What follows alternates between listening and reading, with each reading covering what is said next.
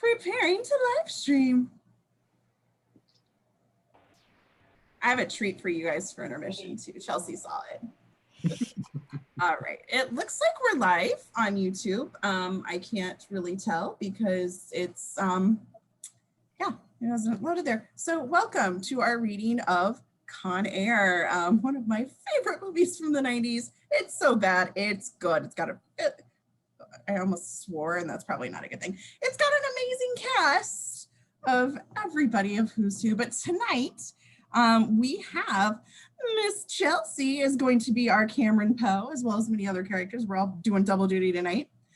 Soren is going to be our Vince Larkin, Baby O, Johnny 23, and Sally Can't Dance. I can't wait for that last one. George is going to be our Duncan Malloy and our Trisha Poe, which is going to be also amazing. We've got Doug. He's going to be playing a couple feds and Swamp Thing for us. Swamp Thing's one of my favorites. We've got Travis. He's Billy Bedlam and several of our feds as well. And we've got Jack with us. He is Francisco Sandino, and he's going to be our Pinball Parker and Guard Renfro. We don't have a lot of people tonight. And Curtis, last but not least, is going to be Diamond Dog and Garland Green, the coolest character in this movie. Sorry, Nick Cage. Oh yeah, and then there's me. I'm going to be Cyrus the Virus and your lovely narration this evening. So without further ado, let's get this joint on the road. If somebody wants to share the live thing to the Facebook page, that would be great, because narrating this and doing that at the same time is hard. Alrighty, where did my script go? There it is. All right, Con Air by Scott Rosenberg. There's some interesting quotes here, and I'm going to read it because it's very deep for this movie. The first quote is, "The degree of civilization in a society can be judged by observing its prisoners." Yep. Dostoevsky said that. Deep, right? And then the second one is, "And this bird you will not chain." Also wisdom from Leonard Skinner. All right, fade in, the Ranger. Coat of arms. We move across the badge, taking in the lion with its front paw raised, the shield with its tomahawk and powder horn, the scroll with Rangers lead the way, and we hear. Army Rangers have a proud history. Since the Revolutionary War of 1756, Rangers have been leading the way in every major confrontation in which the U.S. has been involved. Tilting down, coming off the coat of arms, we find ourselves tilting in. Ooh, deep. I don't know why I keep saying deep tonight. U.S. Ranger discharge ceremony. Below the coat of arms, the chief officer stands before a group of Rangers, clear-eyed men, square-shouldered with resolve. And you men are a credit to this fine heritage. And I'm sorry to hear you go, but you have served your time well and displayed the intestinal fortitude required to fight on to the Ranger objective and complete the mission, never leaving a fallen comrade behind, regardless of the odds or the enemy. We move across the group of Rangers, settling in on one, Cameron Poe, his chest full of medals, and cut two, exterior Alabama port, dusk. We sweep across this port-side sprawl, passing over the working oil refineries, huge steel derricks sucking at the ground, towering burn stacks emitting bursts of flames. We take it out over the estuary, flying across the water at the last setting on a lone tugboat as it chuffs towards the shore, and standing alone on the bow is Cameron Poe, still in uniform and black beret, duffel bag at his feet. Still we hear the CO. I thank you. America thanks you. Good luck wherever you may go. And remember, Rangers lead the way. Poe looks off at the approaching port town. Exterior pier. Night falls as the tug docks. Poe humps his duffel. Okay, he humps his duffel and walks the gangplank to dry ground. Not heard that euphemism before. Exterior party boat establishing. Up on its moorings, this old pleasure boat has been converted into a saloon.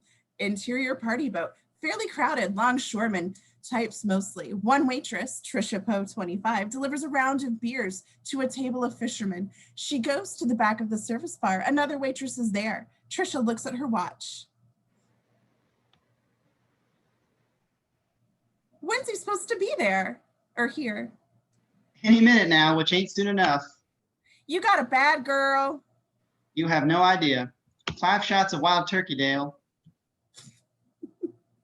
She rests on the bar, clearly exhausted. Again, she looks to the front door. This time, she's rewarded. Poe has entered. He scans the room for his wife, sees her. He lets the duffel bag fall, approaches, stops a foot from her. They regard one another in silence. Hello, hummingbird. They fall into each other's arms, kiss passionately. Then he drops to his knees and he's facing her belly. How's my baby? He puts his ear to her stomach. She smiles, touches his hair and listens. He pretends to hear all sorts of things. He's doing fine. Huh? Nice. Right. You're kidding me. Sweetie, Shh. Can't you see I'm in the middle of something here? What? They play 3 encores? I'm taken away by Leanne Rhymes. Outside, the thunder booms, crack of lightning, and the front door opens, and in walks Billy Joe, Smoke, and Ronnie, 3 of the greasiest turds ever to be shat on humanity. I like that analogy. Drunk and boiling. Our waitress friend sees them. Shit. They stomp to the bar. The crowd parts for them, keeping a distance. Billy Joe sees Poe and Trisha. He walks over. Trisha Poe, why aren't you joining us for one, darling? no thanks. Smoke and Ronnie come up behind Billy Joe. Who's Huckleberry? I was just going to ask you the same question. You know these fellas, honey? They're regulars.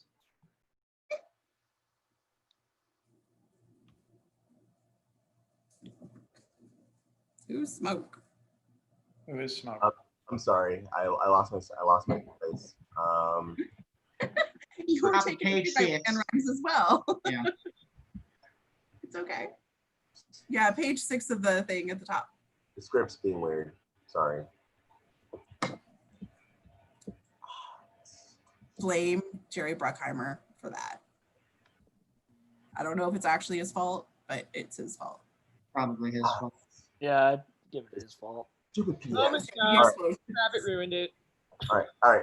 That's right. We're regulars, regular hound dogs. Smoke and Ronnie chortle, nothing from Poe. He stares at the man, only Billy Joe remains lucid, wicked and taunting. I tell you what, soldier boy, go buy us nice fellows around. He tosses some balled up bills at Poe. They hit him in the face and fall. And when you get back, we'll talk about you letting us play some night baseball with your bitchin' kitty. Wow. Poe stares stonily at them. Cameron, we don't need trouble. Come on, Daddy, let's dance. Poe very reluctantly agrees. They dance off. Our trio of miscreants watch them go. On the dance floor, cue the appropriate power ballad. Poe and Trisha hold each other, moving to the music. He's still coming down from the confrontation. She's just relieved he stopped it when she did. Clothes on, Billy Joe, Smoke, and Ronnie as they watch Poe and Trisha dance, their drunken eyes crawling all over Trisha's body, her lips, her hair. Poe and Trisha continue their dance. For a second there, you were that guy again. I know. That guy ain't supposed to come around anymore. I know. He won't. Looking into his eyes, she smiles. They kiss, dance, lost in the music, but their sweet moment is interrupted by... We're cutting in. Indeed, the 3 thugs stand there. The bar goes quiet. Everybody's watching. This is a special occasion, fellas, and I'm going to spend it dancing with my wife. You ain't nothing, soldier boy, just another jarhead riding the taxpayer's dick. Nice hat, Huckleberry. And it's pissing me off. You're getting the only decent piece of batch in the county. Billy Joe reaches for Trisha, who pulls her arm away. Go, going, girl. Poe is close to losing it. Trisha sees this. No, Cameron, no. Well, that dog don't hunt. Again, he moves for Trisha. Poe clocks Billy Joe's hands on Trisha's arm, brushing up against her belly. Close in on Poe's face, almost transformed. There's a rage in the cage. There's a rage in the cage, guys. That's it. Game over. Poe grabs Billy Joe, lifts him up, hurls him across the room. Billy Joe lands on the table, collapsing it. Smoke and Ronnie charge, swinging, connecting, bludgeoning Poe, but Poe whirls, hitting Smoke in the flurry of punches, knocking him unconscious, stunning left and right, sends Ronnie down. But Billy Joe's back with a table leg. He swings at Poe, hitting him once, but Poe dodges the second swing, and Poe levels a combination of punches, bam, bam, bam, crumbling Billy Joe. The three men lie, groaning on the ground. Poe, blooded, staggers off to the door, supported by Trisha. Exterior party boat night, pouring down rain. The burn stacks flare above. Poe and Trisha move for their car. Poe's face screws up in agony. He whips around. Billy Joe, jet blade gleaming, has slashed Poe's back. Let's go, Huckleberry. Shock me. Poe kicks the knife from Billy Joe's hand. Billy Joe stands there defenseless now. Blood trickles from Poe's face. He looks inhuman. Everything slows down now, but in dizzying slow-mo, Poe punches Billy Joe in the ribs, breaking three, doubling him over. Billy Joe is out. Trisha cries for him to stop. Poe doesn't. The rain hammers down in sheets. The burn stacks erupt. The derricks ka-toom, and Poe drives his fist into his nose. Billy Joe's nose bone pops his brain. Billy Joe collapses. He dead. Poe snaps out of his fury, catches his breath. A bolt of light as the saloon door opens and Ronnie lurches out. He goes to Billy Joe. Billy Joe's eyes are wide open. Ronnie feels Billy Joe's carotid artery. You killed him! You fucking killed him! Ronnie screams. Trisha sobs. Poe looks at her as the rain beats down and the burn stacks explode above and sirens wail in the distance. Cut to county jail. Poe sits on a cot. A public defender, crusty, unshaven, possibly drunk, sits on opposite. Admit the facts and enter a plea bargain. Were you drunk? No, Do you have any history of violence? I've had scraps before, sir, but this man came at me with a knife. The other two say you disarmed him, then beat him to death. They are lying. I will not plead guilty. You could get 10 years. You admit to it, you'll get 4. Serve maybe a year, and aren't you having a baby? Wouldn't you like to see it grow up? The public defender pulls a whiskey flask from his breast pocket, takes a slug and offers it to Poe. Poe just stares at him and, interior Alabama County courtroom. Morning. Poe and the public defender sit before the judge. Cameron Poe, you have pleaded guilty to manslaughter in the first degree. Trisha Poe watches nervously from the gallery. It is the order of this court that you be remanded to a federal penitentiary where you shall remain incarcerated for a term no less than 7 to 10 years. Trisha, stunned, buries her face in her hands. Poe stares straight ahead, doesn't flinch, and begin credit sequence. Over a series of elliptical, stylistic, different black and white images taking us through Poe's time served. Poe walking along the catwalk, tears, discordant prison noise everywhere. In his cell, writing a letter, looking at photos of Trisha, looking at baby pictures. We watch his daughter grow in a series of photos. Poe opens a care package from his wife. It contains a letter, photos, a few race car magazines, four spectacular pink snowball cupcakes. Poe sets to reading the letter and gobbling on pink snowballs. While outside his cell, another con, Baby-O, mops up the tier floor. He mops by Poe's cell, staring at Poe as Poe devours the pink snowballs. Poe, oblivious to Baby-O, continues to eat and read. At last, feeling eyes gaze upon him, he looks up, sees Baby-O, and Baby-O's gaze rests solely on the single remaining snowball. Poe looks at Baby-O, looks at the snowball, and with a gesture of supreme human kindness that only Poe can give out, is that only the lockdown can appreciate. Poe hands Baby-O the snowball through the bars. Should Baby-O be eating that? He's diabetic, right? Anyway, thoughts, potholes. Baby-O bites into the cake and our die is cast. Continue to our photograph motif. Only now, pictures of Trisha and Poe's daughter are joined by pictures of Poe and Baby O, friends. Poe lies awake in a cell. There's a bizarre, distant roar. Alarms blare. Cell doors open. Poe steps in the doors to investigate when a torrent of inmates flood the corridor. They carry pipes and makeshift weapons. One con takes the pipe swinging at him. Poe is hurled back to his cell, out cold. The inmates charge past. A Molotov cocktail is tossed into a cell. Flames roar through a cell. In the corridor, inmates charge on. One figure fights against the tide, moving back towards Poe's cell, Baby O. Oh, he's a hero. Poe comes to, forehead bloodied. His cell is a fiery inferno now, and he struggles to stand, but he cannot. He collapses as the flames come closer, and in this moment, he believes he might just die this way. When at once, an arm thrusts through the sheet of flames, and Poe reaches up, grabs Baby O's hand, and Baby O pulls him up and out to safety, just as the entire cell is engulfed in flames.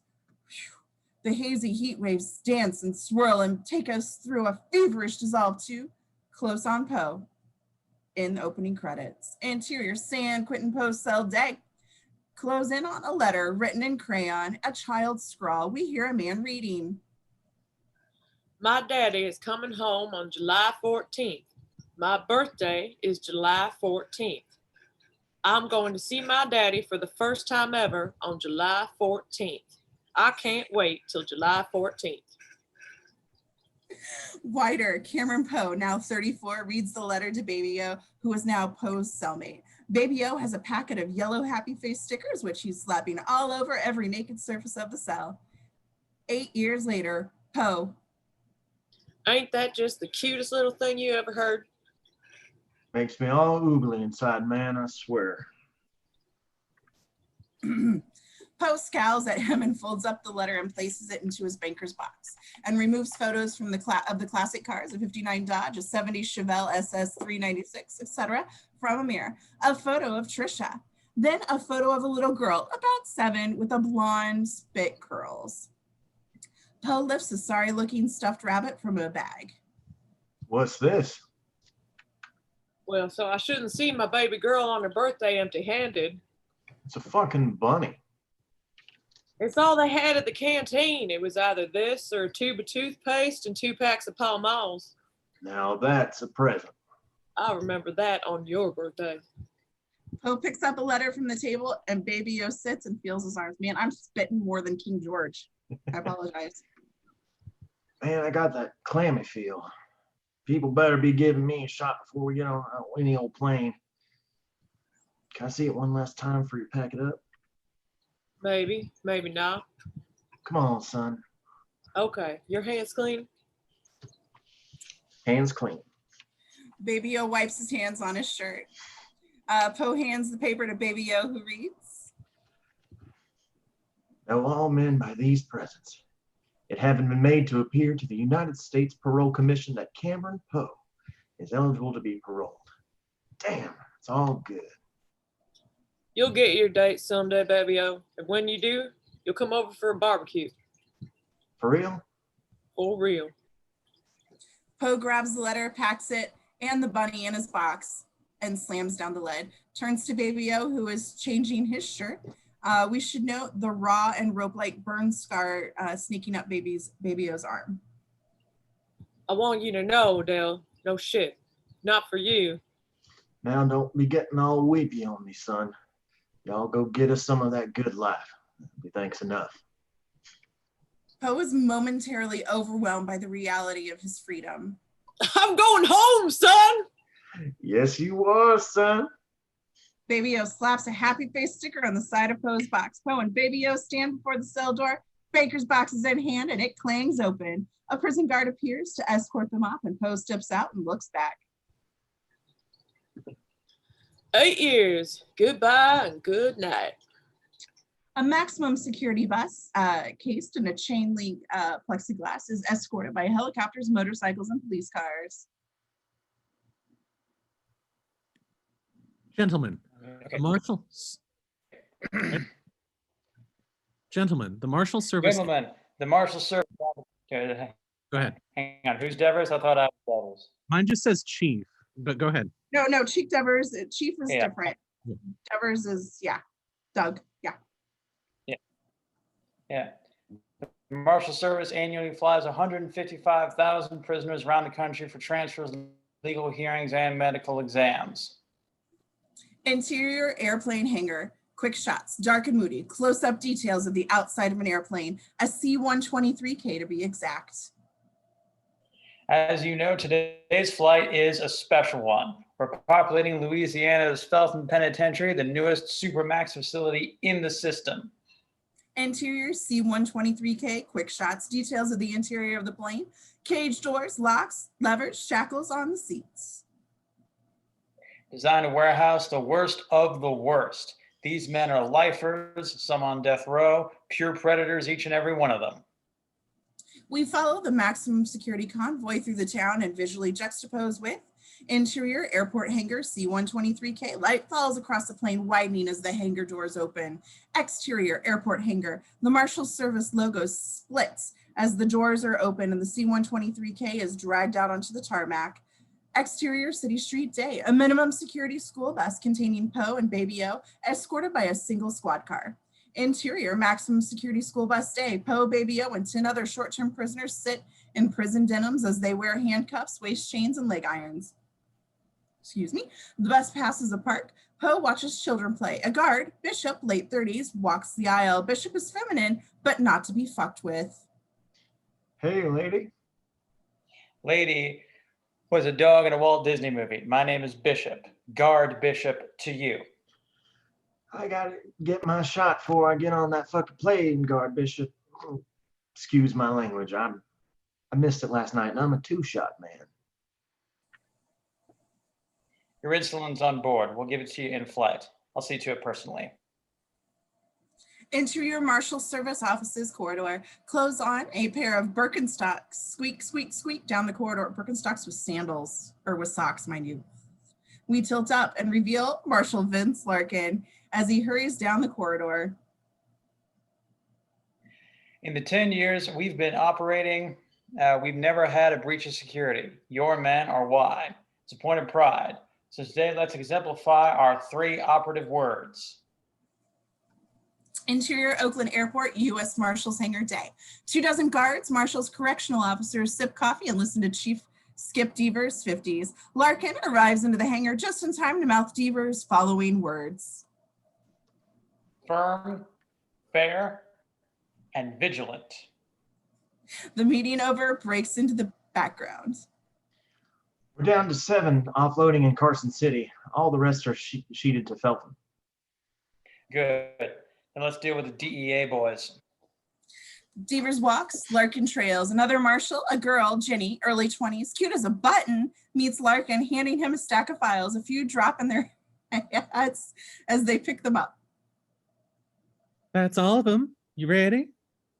I'm ready. She fixes his tie. Now you're ready. Jack, you're killing me. Larkin hustles after Deavers.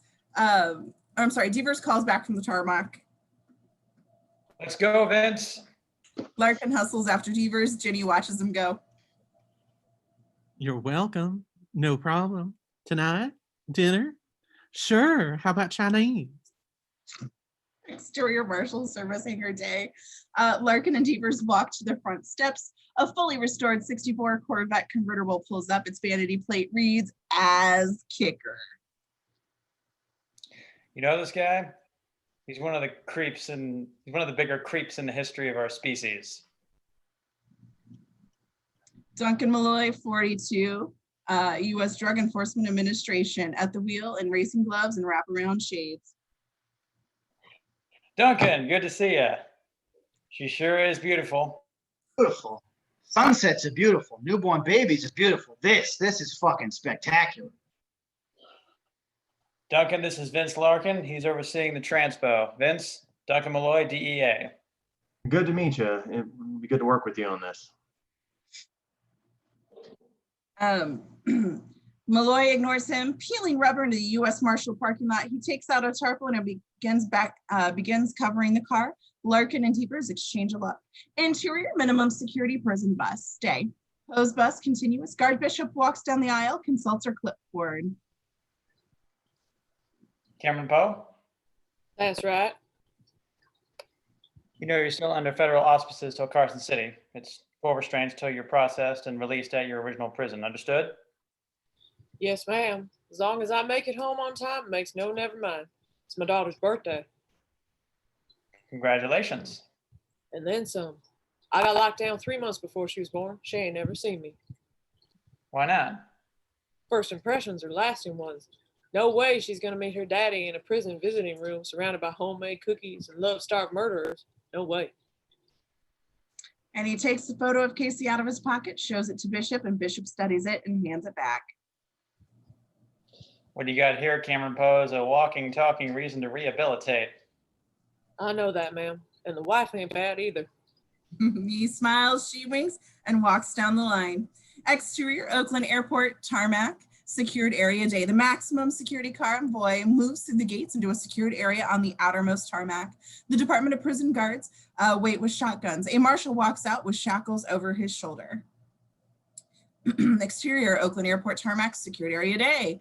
The C-123 transport aircraft fired up. It taxis over to the high security area on the outermost tarmac. Guards unload and prisoners bankers boxes from a van and stow them into the C-123K's tail. Other guards load the rack of 12-gauge shotguns in the belly.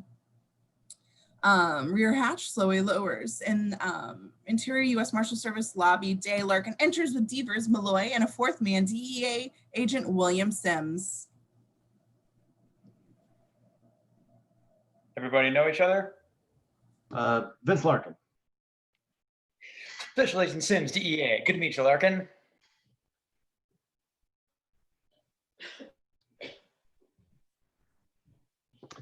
This is your man, Francisco Sandino, son of Eduardo Sandino, prime mover of narcotics in the world. That kid's a potential fountain of information about the family business. Look at him. Nice college boy, right? But we've interrogated him for months and he gave up nothing.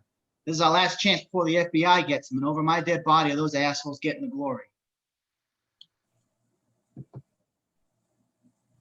Sorry about that. Larkin, Devers, Malloy, and Sims enter the surveillance van. We're picking up Sandino up in Carson City. From then until the plane hits Louisiana, you've got 2 hours to get him to talk. We got you a seat right next to him, and he's known to be a somewhat garrulous in the company of thieves.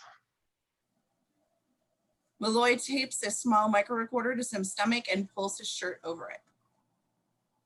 Garrulous? What the fuck is garrulous? That would be loquacious, verbose, effusive.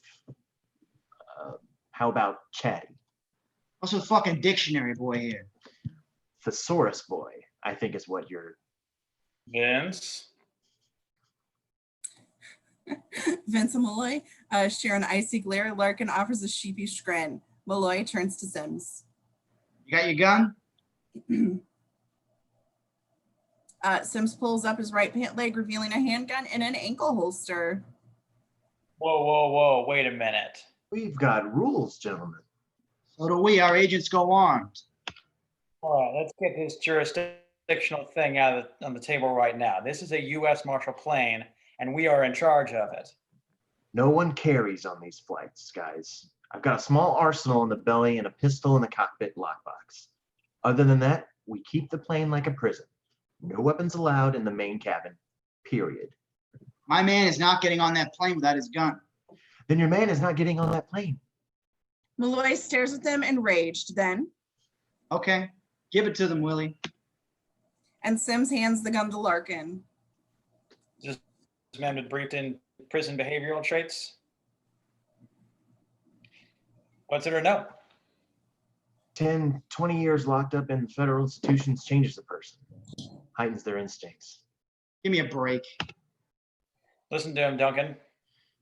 Avoid eye contact.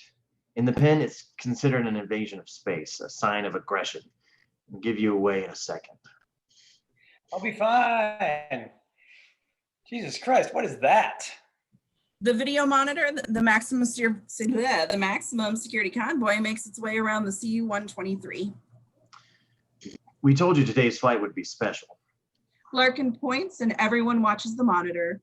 Oakland Airport Tarmac Secured Area Day. As the following, as the following three prisoners step from their vans, we should note the added security attendant to them. Guns up, extra restraints. The first of the three disembarks, it's Billy Bedlam. Guard fell zone, huge, granite jawed, frisks Billy. Move me, baby. Interior surveillance van. Sorry, guys. We see Billy Bedlam on a video monitor. Larkin reads his files. That's William Bedford, aka Billy Bedlam. A mass murderer? The same. Caught his wife in bed with another man, left her alone, then drove 4 towns over to kill his wife's family's house. Killed her parents, her brothers and sisters, even her dog. How rude. Oakland Airport Tarmac Secured Area Day. Billy, like all the cons, has a hospital bracelet around his wrist. The bracelet is marked with a barcode. Another guard runs an electronic gun over the barcode. It blips and Billy is allowed to pass. Billy is led, duck walking in leg irons to the C-123K's open hatch. A black convict, diamond dog, late 30s, disembarks, shaved head, African continent tattooed on the throat, hands duct taped over tennis balls, inhibiting grabbing. Guard fell zone frisks Diamond Dog. Diamond Dog Jones. Woohoo! This is like the scumbag all-star team.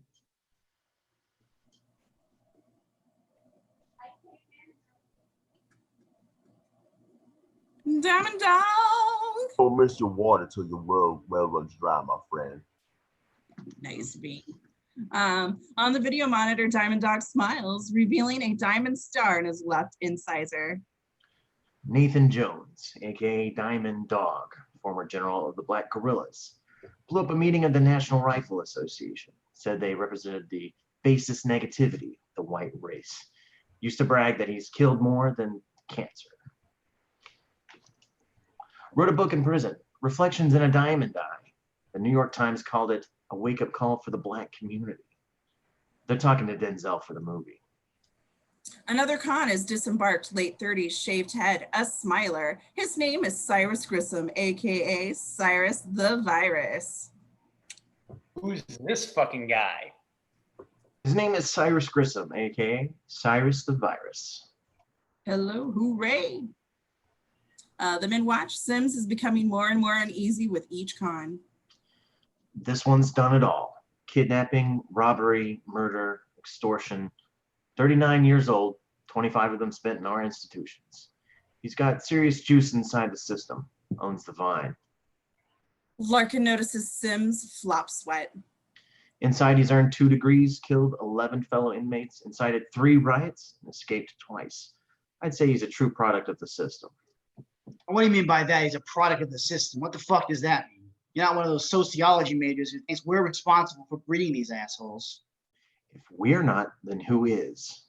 Ever hear of genetics? How about an extra Y chromosome? They should just fly the fucking plane to the side of a mountain, do mankind a favor. Don't think that's been discussed. Knock it off, guys. If you want to put an agent on my plane, fine. Anything happens, it's on your head. Poe's minimum security bus pulls into the secured area. Poe and Baby O get off. Poe looks at the plane. Guard Bishop and the other guards escort Poe, Baby O, etc. and to the first point. Guard Foul Zone pats Poe down. Foul Zone pulls Poe's photo of his daughter from Poe's pocket. No personal items. My daughter. I don't care if it's the weeping mama of Christ. You know the rules. Poe gets in Foul Zone's face, nose to nose. Bishop walks by, checking off numbers on her clipboard. Easy, boys. There's enough root beer for everyone. On the monitor, Poe and Foul Zone argue heatedly. Who's that? Larkin flips pages, coming to Poe's photo. Cameron Poe, he's nobody. Poe steps on board the plane, and we see for the first time the complex lattice work of bars and wires, mesh and plexi.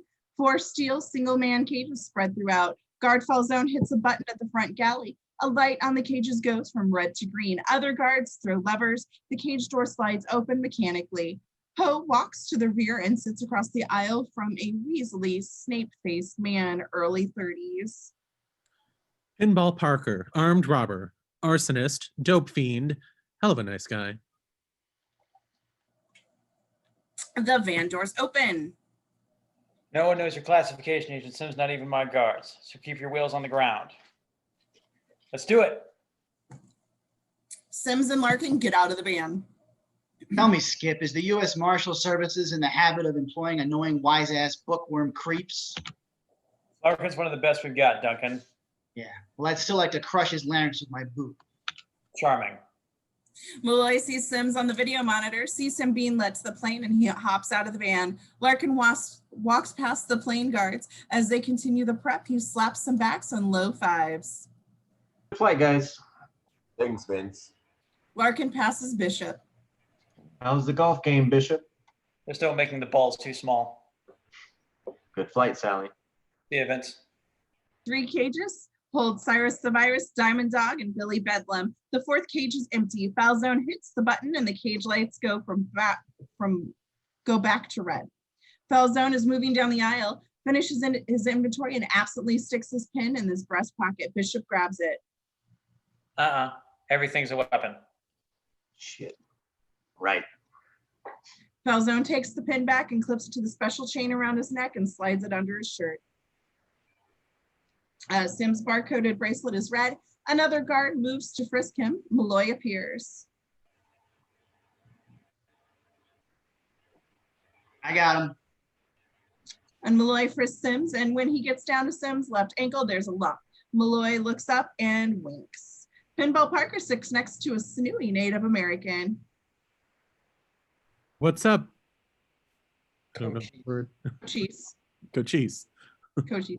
The Indian merely stares ahead, stone face. Okay. Don't go getting all wounded knee on. Oh my gosh. Wounded knee on me and shit. They're all assholes. What do you expect? They're convicts. Jesus. They're not going to be like, yes, ma'am. Yes, sir. A guard leads Sims into the plane and he takes a seat. Poe looks at Billy Bedlam in his cage. Billy snarls. Eyeballing me, punk. I was just admiring your cage. Fits you real good. Baby-O calls to the medic chambers.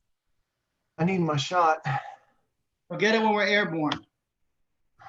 These fuckers won't be happy till I go into a deep, dark, tropical coma. Guard Foul Zone walks the aisle. Well. We got out and out celebrities in here. We got a combined 11 hard copy appearances, 2 current affairs, and 1 genuine Geraldo interviewee. But I gotta tell you, I ain't impressed. So let's get this straight, gentlemen. We got rules. 1, keep your hands in your laps. 2, keep the decibel level down. 3, you spit, you bite, you scream, you will get the treatment. Fuck you, pig. Sorry, I forgot I was narrating for a minute. Sorry. No, I'm into it. It's great. Foul Zone wipes the spit off his face, smiles to another guard. Gag and bag this Nazi muffin.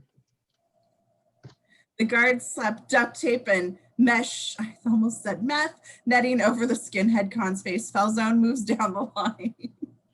These rules will be enforced. If not, I will be gargling. Ooh, I will be gargling testicles. Understood? Delicious. Cyrus the Virus looks at a Mexican convict seated in front of his cage, Johnny 23. Covered in Pachuco tattoos, the following is in Spanish with subtitles. I forgot my Spanish, so I'm just going to say it's in English. Please do. Are you the notorious criminal, friend? Fuck yeah. You don't know me? I'm called Johnny 23. You're Johnny 23? Of course I know you. You're clubbed in with the Mex Mafia, serving 7 life sentences for rape, 23 counts of rape. And Johnny 23 shows his right forearm for Cyrus's inspection. There are 23 hearts tattooed there. 1 for each of my 23 ladies. He leers at Guard Bishop as she walks by. If they knew the truth, I'd be called Johnny 600. Doesn't quite have the same ring, but I despise rapists. For me, they're somewhere between cockroaches and that white stuff that accumulates at the corner of your mouth when you're really thirsty. But with you, I'll make an exception. Stewardess, what's the in-flight movie today? It's a good one, Cyrus. It's called I'll Never Make Love to a Woman on the Beach Again. And it's preceded by award-winning short, No More Steak for Me Ever. Funny fucker, aren't you? The hatch slowly raises. The plane taxis to the runway. Interior, the U.S. Marshal Service lobby. Day, Larkin through a window watches the plane take off. Ginny joins him. She looks very uneasy. I hope this goes smoothly. Please, Jenny, this is a well-oiled machine. Only thing to worry about is stale peanuts and a little turbulence. Ginny walks off looking dubious. Damn, she actually faints. I hope this goes smoothly. Interior of the plane, main cabin. Poe and Baby O settle in for the flight. In his cage, Cyrus the Virus has begun to pick at a callus on his left hand. Falzone walks by. Cyrus stops his callus picking. Falzone moves on to Diamond Dog, who's getting in his face. What's the word these days, OG? Don't tell me you found Allah in the joint, right? Royal yolks and same chariot, my friend. Down the aisle, Bishop walks by Poe. How you doing, Poe? Fine. You got a name, Guard Bishop? A first name? No, it's just Bishop, like Prince or Cher, Madonna. It works for you. It's Sally. Well, Sally Bishop, sounds like an astronaut or a school teacher. There's a little bit of both in this gig, Poe, let me tell you. In his cage, Cyrus the Virus continues picking at his callus.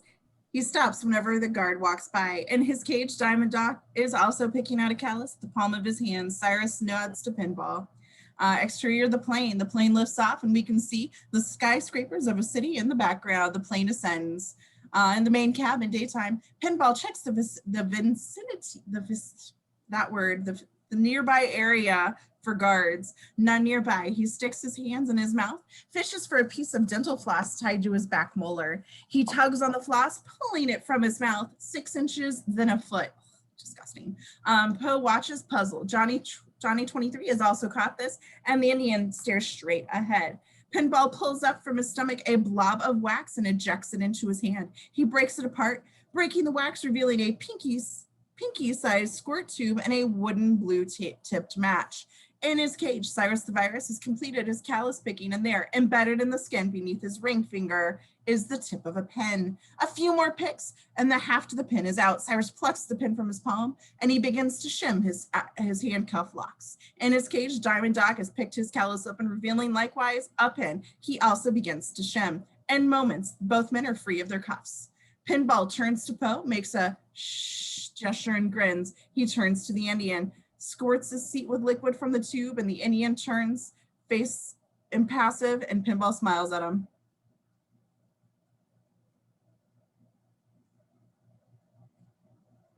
Pinball! Hi there. That's missing from the movie. Baby O watches as the medic. Chambers walks over to carrying a syringe and a kit containing several ampules of insulin. Okay, left arm. About fucking time. Chambers swabs his arm, readying the shot, finds a vein. Pinball strikes the blue tape match with his thumb and tosses it into the Indian's seat. Boom! Chambers looks up, pulling the syringe away, having not given Baby O a shot. The Indian's on fire! Pinball screams! The guards run down here. Pinball gets to his feet. Guards spray the Indian with a fire extinguisher. Pinball screams hysterically through this whole sequence. Ah! Yo, he did some spontaneous combustion shit, man. This man is crazy. He's a witch doctor. He's a crazy witch doctor. I ain't sitting next to no crazy witch doctor. All the while, he's making his way to the cage levers, and he throws the first one. We see the cage lock go from red to green. A klaxon sounds, and the cabin lights shut off. Emergency lights on the side of the cabin illuminate. Bishop whirls, slams Pinball against the wall with their nightstick, but it's too late. Diamond Dog cage is open, and Diamond Dog charges out, facing Chambers. He buries the hasp of one cuff into Chambers' throat. Chambers screams with a flail, and Diamond Dog lifts Chambers bodily. Chambers' legs whip across the aisle. Chambers' boot hits a guard in the face and slams against the wall, hitting the back hatch of the release button.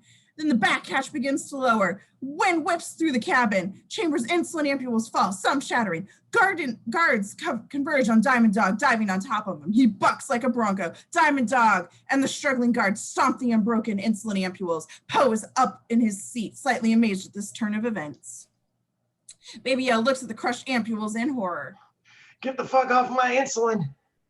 Falzone grabs a taser from the galley and fires several jolts into Diamond Dog, who goes down writhing. In his cage, Cyrus pounds on the cage door. Pinball, fending off Bishop lunges for the second lever and yanks at it. Cyrus's cage door slides open, guards turn, and Cyrus bolts out and cold cocks the guard. Cyrus bolts for the cockpit, and a single guard remains there between Cyrus and the cockpit. Cyrus, Jesus, uses the cuffs as brass knuckles, hits the guard. The guard drops. The guard at the rear sees the trouble up front, and Bishop and Falzone bolt for the front of the plane, but Diamond Dog and Pinball drop to the aisle, blocking their way. Cyrus rips open the cockpit door, because apparently I'm the Hulk.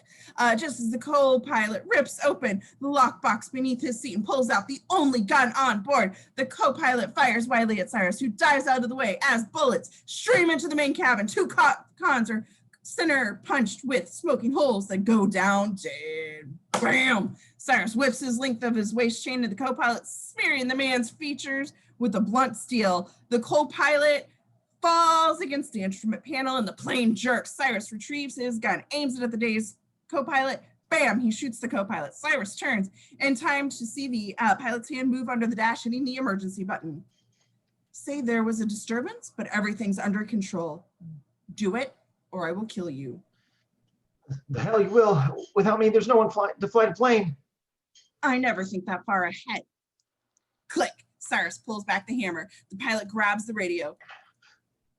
Carson City?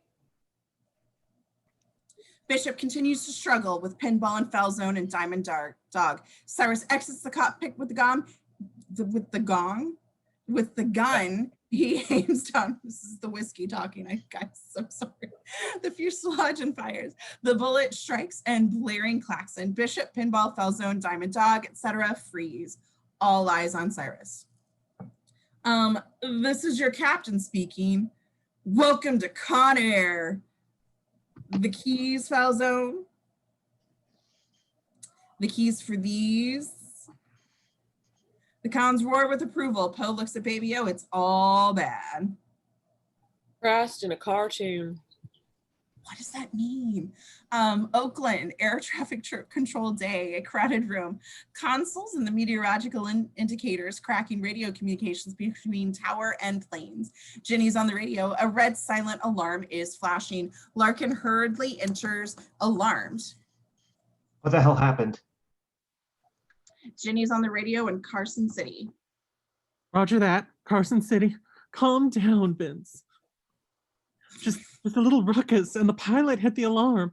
He just checked in. Everything's fine. Transponder is confirmed. See, there's your baby.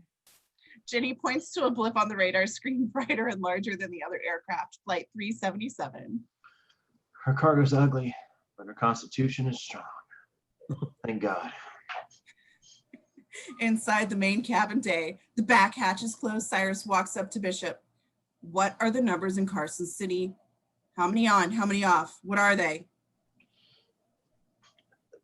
6 on, 10 off. 6 off, 10 on. Cyrus plucks the manifest from Falzone's hand, gives it to Pinball. Find the 6.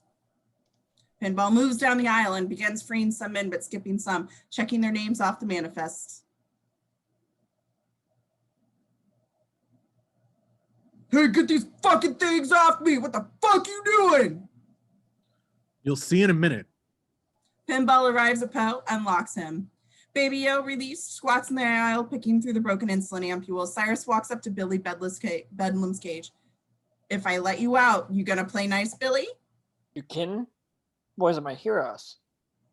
Cyrus nods to Diamond Dog, who throws the lever. Billy steps out, extremely pleased. At the back of the plane, the released convicts, using their own now empty cuffs, lock Bishop, Falzone, and the other guards in the cages. Exterior chain link. Sims, still in chains, blinks with the perspiration out of his eyes and mutters to Poe.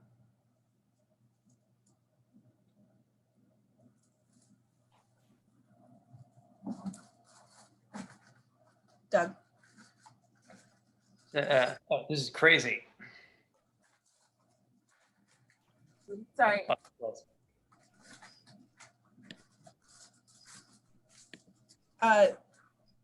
Johnny 23 Unchained rubs his waist or his wrist and looks at Bishop. He points to a spot on his forearm. I got a space here. Got your name all over it. So I was looking for my gun. She stares at him, disgusted yet oddly afraid. Well, that's good news. And Johnny moves for her, touches her, only to be violently twisted around and smashed into the wall of the plane by Poe. I can't allow that. And Johnny moves for him. You know what I am, man? Ugly all day. And slam, Poe puts him down hard. Johnny groans on the ground and Billy and some others are there. This ain't happening. Not here. Not now. But it's a mob and they're all around him. It looks bleak. And then Cyrus breaks through. Okay, everyone, relax. He's right. Not here, not now. Can you fly, Johnny? Oh. Remember that when you look at her, because if your dick goes out of your pants, you're out of this plane. Johnny nods, Cyrus pats his cheek, and Johnny glowers at Poe. Diamond Dog approaches Cyrus. Paula wants to know what's next. He is to land at Carson City Airport as scheduled. Carson City. The law is down there. You lost your mind? According to my last psych evaluation, yes. Sit down, Diamond Dog, if you will. Convicts exchange glances. Diamond Dog faces them. You think you're free? You're not. I'll say this once. Listen carefully. Agent Sims eyes Pinball as he moves through the aisle, unlocking the other convict's ankle restraints. Poe sees Sims with a hidden key and unlocks himself. 20 U.S. Marshals armed with shotguns are waiting for us at the next stop. If you do exactly what we tell you, the rest of our lives will be a vacation in non-extradition country. Sandy beaches, umbrella drinks, and 30 naked girls. A paid vacation. Paid vacation? Who's doing the paying? Diamond Dog looks to Cyrus. Our employer, Francisco Sandino. As Sims reacts to this news, who's supposed to get off at Carson City. Pinball? Pinball points to the 3 unreleased convicts. These 3. Dalton, Hernandez, and Jackson. And where are Dalton, Hernandez, and Jackson? I'm on it. And he goes to find the 3 cons. Sims reaches for his own ankle, momentarily revealing the C Camp pistol secreted there. Poe sees it. Sims looks up to see Poe staring at him. No. Easy, boss. And Sims draws the C Camp, aiming it dead at Poe. Everyone freeze! Everyone whirls towards him, startled. Who the fuck are you? Sims grabs Pinball, the gun to his ear. The DEA is who the fuck I am. Sorry, I asked. Drop the weapon. Easy. I'll be with you in a moment. Cyrus grabs Guard Bishop and jams the gun in her temple. Now, you were saying. You taking me for a guy who gives a shit about that guard? I said it was DEA. You know what that means? Yeah, that you're more of a crook than anyone up here. Cyrus walks up the aisle, Bishop before him towards Sims, posed squarely between the 2 pointed guns. Now, what the heck is a DE agent doing on this flight? Won't they fly you boys commercial? Don't move. I'll do your man right here. Next time you're selecting a human shield, you should be better off not choosing a 2-bit crackhead. Well, this is just great. Bishop from beneath Cyrus's grasp stares him with Sims' fierce, unblinking eyes. Shoot him. Don't hesitate. Shh, quiet, sweetheart. I think you better drop the gun, cowboy, before someone else gets killed. Sims swivels towards Poe, shaky gun in his face. Stay back. Okay, partner. I'm nothing but back. But you gotta see this is something you can't control. I can't control it. Movement behind Sims. A con is there creeping up on him. Sims whirls, blows the con away. How's that for control? Stay cool, man. You're in what we used to call an untamable situation. Very impressive display. Will you just shut the fuck up?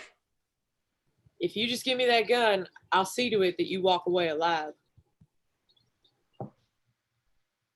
Sim stares at Poe, incredulous, and maybe lowers the gun a bit. Give you the gun? Give you the fucking... Blam! But Cyrus the Virus fires first. No! Sims falls into Pinball, a hole in his forehead. Pinball recovers the gun. Cyrus tosses Bishop away and walks up to Poe. What's your name, convicts? Poe. Dandy work, Poe. Truly dandy. And Cyrus walks off, leaving the horrified Poe. He regards Sims's corpse. To Bishop. You all right? Bishop nods. The rest of the convicts crowd forward, looking at Sims's corpse. Poe takes a seat by Baby O. Nice job, son. Not only did you not save the dude's life, now you're best friends with the bad guy.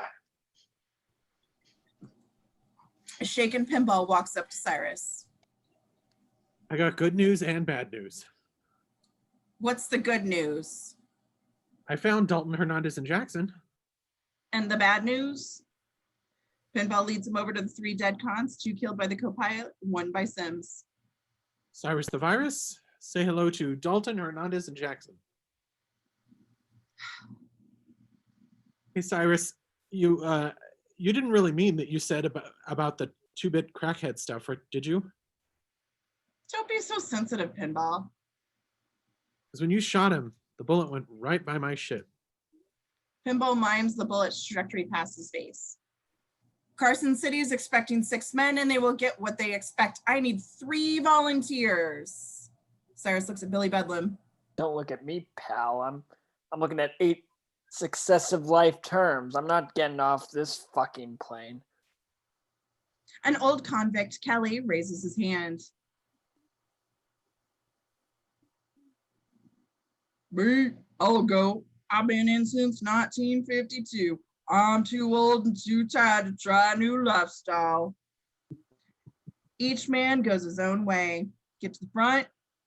Kelly walks to the front of the plane. Poe watches Bishop in her cell. Johnny 23 is oogling her. Let's go, son. What about her? My insulin's trashed. If I don't get some in the next 2 hours, they're gonna be sending flowers to my mom. No offense, lady. I can take care of myself. I can see that. You're doing a swell job so far. Baby O raises his hand. Right here, man. Us too. Cyrus walks over. Very good. Like I said, front, each man goes his own way. Go to the front. Poe and Baby O get to their feet. Poe looks back at Bishop. I'll get help. Bishop nod. Poe and Baby O head for the rear. When Pinball approaches Cyrus, shows him the manifesto. One moment, gentlemen. Poe and Baby O stop. Pinball here has informed me that the men they're expecting are white, which places you shit out of luck. Oh, man. Sit back down. You may continue. Cyrus walks off. That's it. I'm gone. I'm dead in 3 hours. Maybe, maybe not. I'll get off, scream bloody murder. This plane will never leave Carson City. Poe walks to the front of the plane. We need 1 more volunteer. Nobody else? Get the pilot. After we land, get him in a prison uniform. The pilot? Then who's gonna fly the fucking plane? Relax, Billy. Welcome to the machine. Open skies, the plane in flight. Over Carson City, the plane banks low and begins its descent towards the municipal airport. Cyrus enters the cockpit. The pilot turns to him. Carson City Tower is reporting a hell of a sandstorm down there. Perfect. Amidst the major sandstorm, 2 Bureau of Prisons buses waits. The BOP guards stand ready with shotguns. Oakland U.S. Marshal's Office Service Day. Larkin sits at his desk playing with a nylon cuff device. Jenny enters. The plane's in final approach to Carson City. Right on time. Larkin tosses down the cord cuff restraint, grabs his coat, and heads for the door. Going over to Vacaville to arrange for tomorrow. Want to come? Nah, paperwork. Any weekend plans? The usual. Frozen pizza, 12-pack of Rolling Rock, and Channel 7 showing all 5 Planet of the Apes movies. I don't know if I'll ever told you this, Jenny, but I'm kooky for Roddy McDowell. I've got news for you, Vince. There's more to life than the smooth and efficient transfer of federal prisoners. What a line. The thirst with that one. Yes, there is, Jenny, but nothing quite as dependable. Larkin walks off whistling. Ginny picks up Larkin's cord cuff restraint and sighs. Exterior of the plane descends through the cloud cover. And the rear, the convicts drag the dead bodies back to the back of the plane. At the cage's foul zone, and the other guards remain shackled to the cage's mesh wire in their underwear. The plane touches down, hydraulic brakes clench, landing tires grip the asphalt. The pilot, 3 convicts sheeted in Carson City, the old convict Kelly and Poe stand by the exit door. Cyrus turns to them. In 2 hours, you will reach the Nevada pen, and just to make sure you keep your mouth shut during the trip, he nods to Pinball. Pinball begins preparing the first of the men in the line, the pilot and Kelly giving them the treatment, the gag and bag. Not that I don't trust you boys, but let's be square with each other. You're criminals. Their barcode bracelets are ripped off and the 3 dead convicts bracelets are placed on their wrists. The ripped plastic is then sealed with a taser blast. Diamond Dog, Billy Bedlin come beside Cyrus and they speak Soto, but Poe can hear them. What about the rest of the guards? Be patient. They haven't ceased to be useful yet. Diamond Dog smiles. Poe, having heard this, turns to look at Bishop. Pinball appears before Poe with duct tape and pantyhose. Poe continues looking at Bishop. Johnny 23 walks up to Poe. I will fuck her. And then I will fuck you. And then I will fuck your family. And I will fuck your friends. Okay, but for now, just go fuck yourself. Yo, your turn. Pinball begins stretching the tape over Poe's mouth. Poe, in tight close-up, continues looking at Baby O and Bishop. Racked with indecision, he cannot leave. Not now. He rips the tape from his mouth. I want to stay on. What? I want to stay on. Shit, Cyrus, right? We got a mind changer. Why do you want to stay?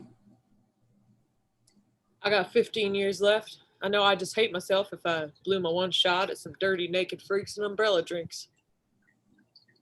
15 years, yet just a moment ago you couldn't wait to get off. I know. Fear of freedom, I guess. That's all behind me now. What did you say your name was again? Cameron Poe. I know that name. You're Cameron Poe? That's right. Clock the change in Poe, his voice, manner, inflection. He's playing the badass. I know that name.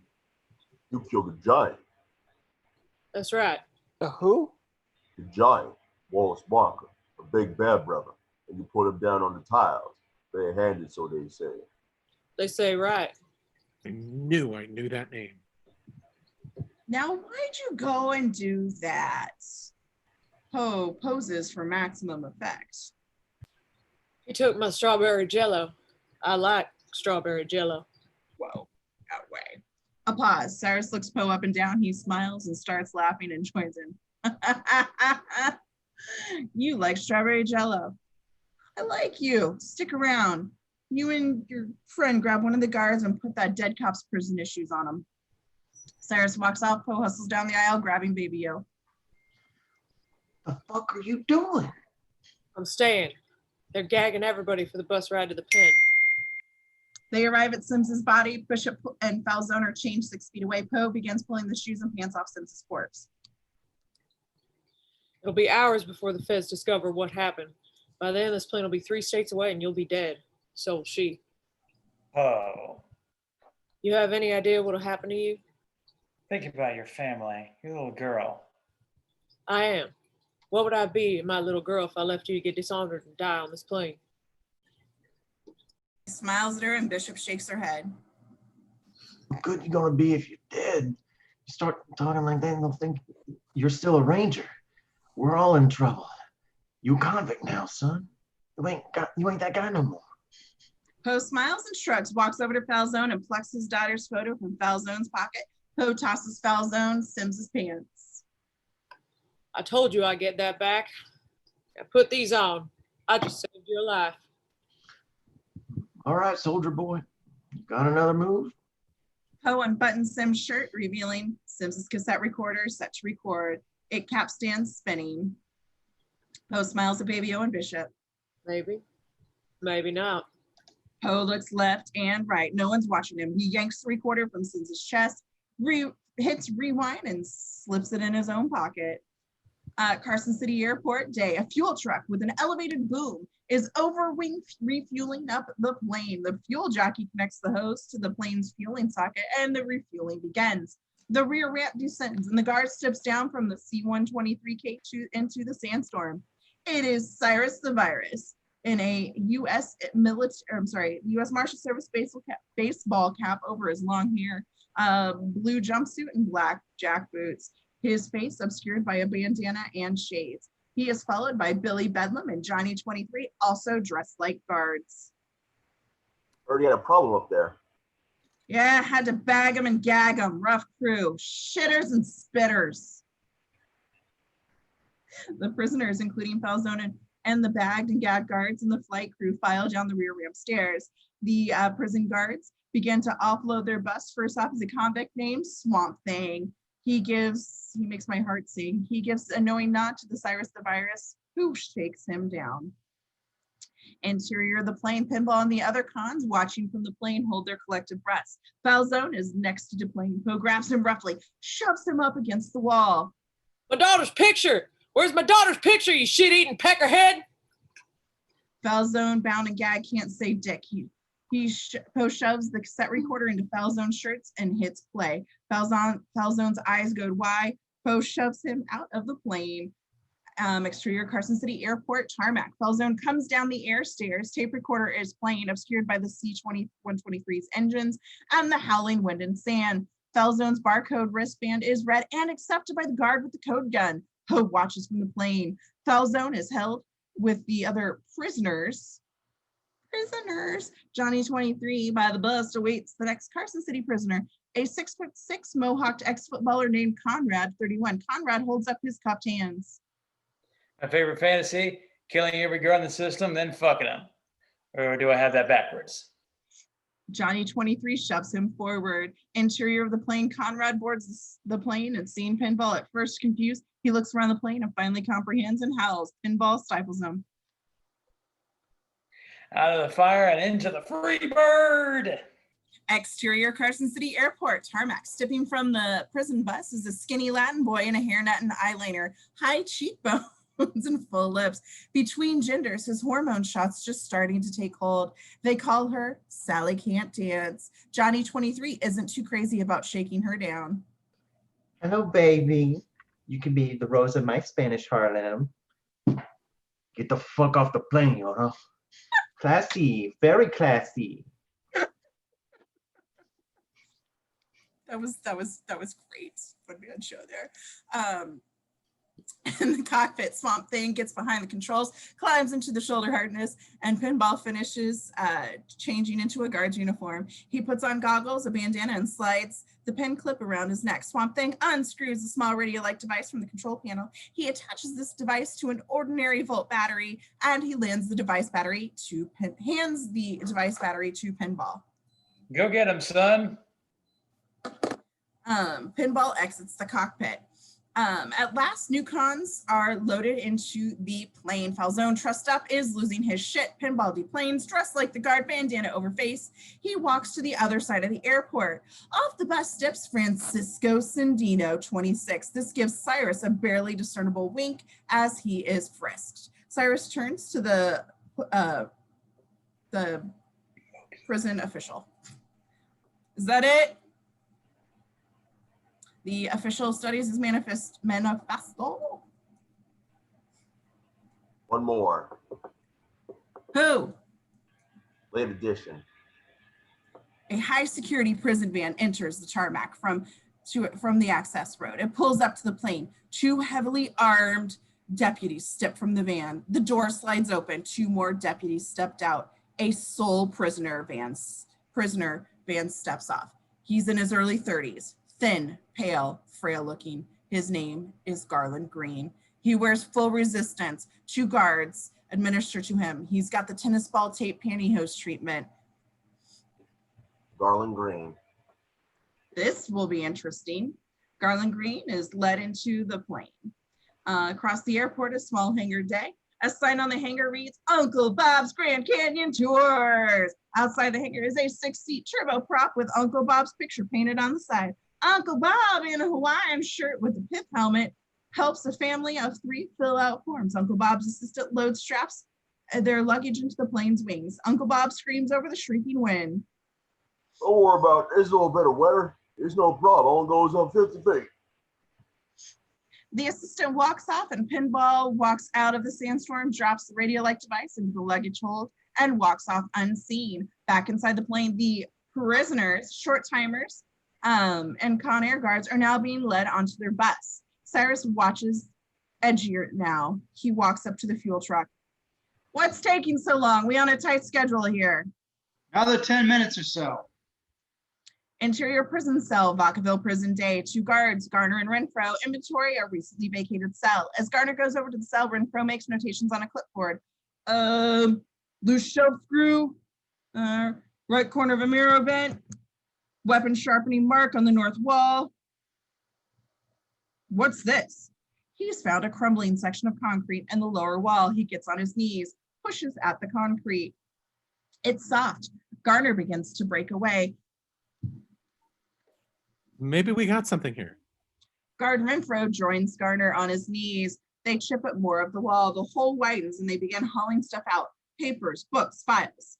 Inside the Vacaville's lockup, in the heart of the prison, banks of monitors offered inmate surveillance. An elaborate intercom system allows inter-facility communications. A supervisor sits before the system, switching from cell block to cell block, tier to tier. Larkin is there in central, signing out inmate files. The sign stack is now 2 feet high. He looks at the monitors just as close on monitor. Outside the cell with Garner and Renfro in the cell, Garner comes out holding. Supervisor hits him. What is it? We found a hiding place. Larkin watches as Garner unfurls a rolled up sheet of vellum paper and airplane specs are printed on it. What was that? Grissom. Cyrus Grissom, you know, the virus. Larkin hits the door to run. The supervisor looks in after him. Inside the main cabin of the plane, Garland Green is taken to a seat by the terrified guard Joe, chained beside him. Poe, Baby O, and the other cons watch in awe. Jesus, Mary, George, and Ringo. It's Garland Green, man. Garland Green, the Marietta Mangler? Yep. A skinny little man butchered 30 people up and down the eastern seaboard. They say the way he killed made the Manson family look like the Partridge family. Well, he's on the right flight. Pinball sees a female baggage handler loading her truck. He walks up to her in full flirt mode. Hi there.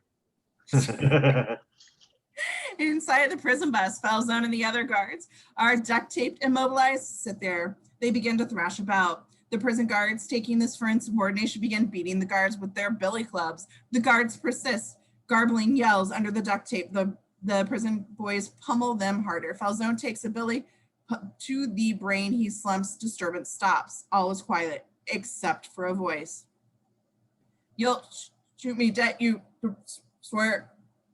Take the shot. Don't do it. Don't fucking hesitate. Prison guards roll around, confused. Quiet, sweetheart. Guard moves from the bus rear looking for the voice coming from Falzone, but his mouth is taped up and he's out cold. One more step, I swear to Jesus Christ, if you take one more step. The guard tears open Falzone's shirt, revealing Sims's tape recorder. Interior Vacaville, upper cell tier, Cyrus Grissom's cell. Larkin is on the floor, hand poking into the hiding place, gouged into the wall. He begins to remove contraband, a book entitled Volatile Chemical Compounds, or whatever. Oh boy. He removes another book, a manual, C-123K service manual. Larkin, expression darkening, flips through the plane's manual. We see the C-123K's plans and specifications. Plucks out another paper, the passenger flight manifesto. You've got to be kidding me. Exterior Carson City Airport, tarmac. Fires. Cyrus turns, looks in the direction of Diamond Dog and points. Across the tarmac, the prison bus has stopped. Cyrus and Diamond Dog exchange a worried look. Jack, I think that's you, the BOP chief. That's me. Oh, sorry. My bad. Chiefs, man. That's up to you. Just do it. Starkey rattled. Thanks. Interior Vacaville, Cyrus' cell day. Larkin, still arm deep in the hole. He's arm deep, baby. A pile of letters, a tin box. This one got out of the envelope. Guard Gunner hands Larkin a letter printed on formal letter-headed stationery. Bogota, Colombia? It was like from a law firm. Anyone here read Spanish? The guards, Garner and Renfro, stare back blankly. Exterior Carson City Airport, tarmac day. Cyrus is watching the refueling truck, willing it to pump faster. Starkey walks up to him. Hi there. Almost ready? Won't be long now. Starkey is terrified and trying to hide it. He dry swallows, blinks, and eyes tick to the right. Cyrus follows Starkey's eyes. The two airport security vans are approaching. Starkey goes for his gun. Cyrus draws first and shoots Starkey in the head. The fuel jockey, ear protectors on, you obstructed by the wing, doesn't even notice. Inside the plane poke, and the cons react to the gunfire. Pinball still flirting with the female baggage handler.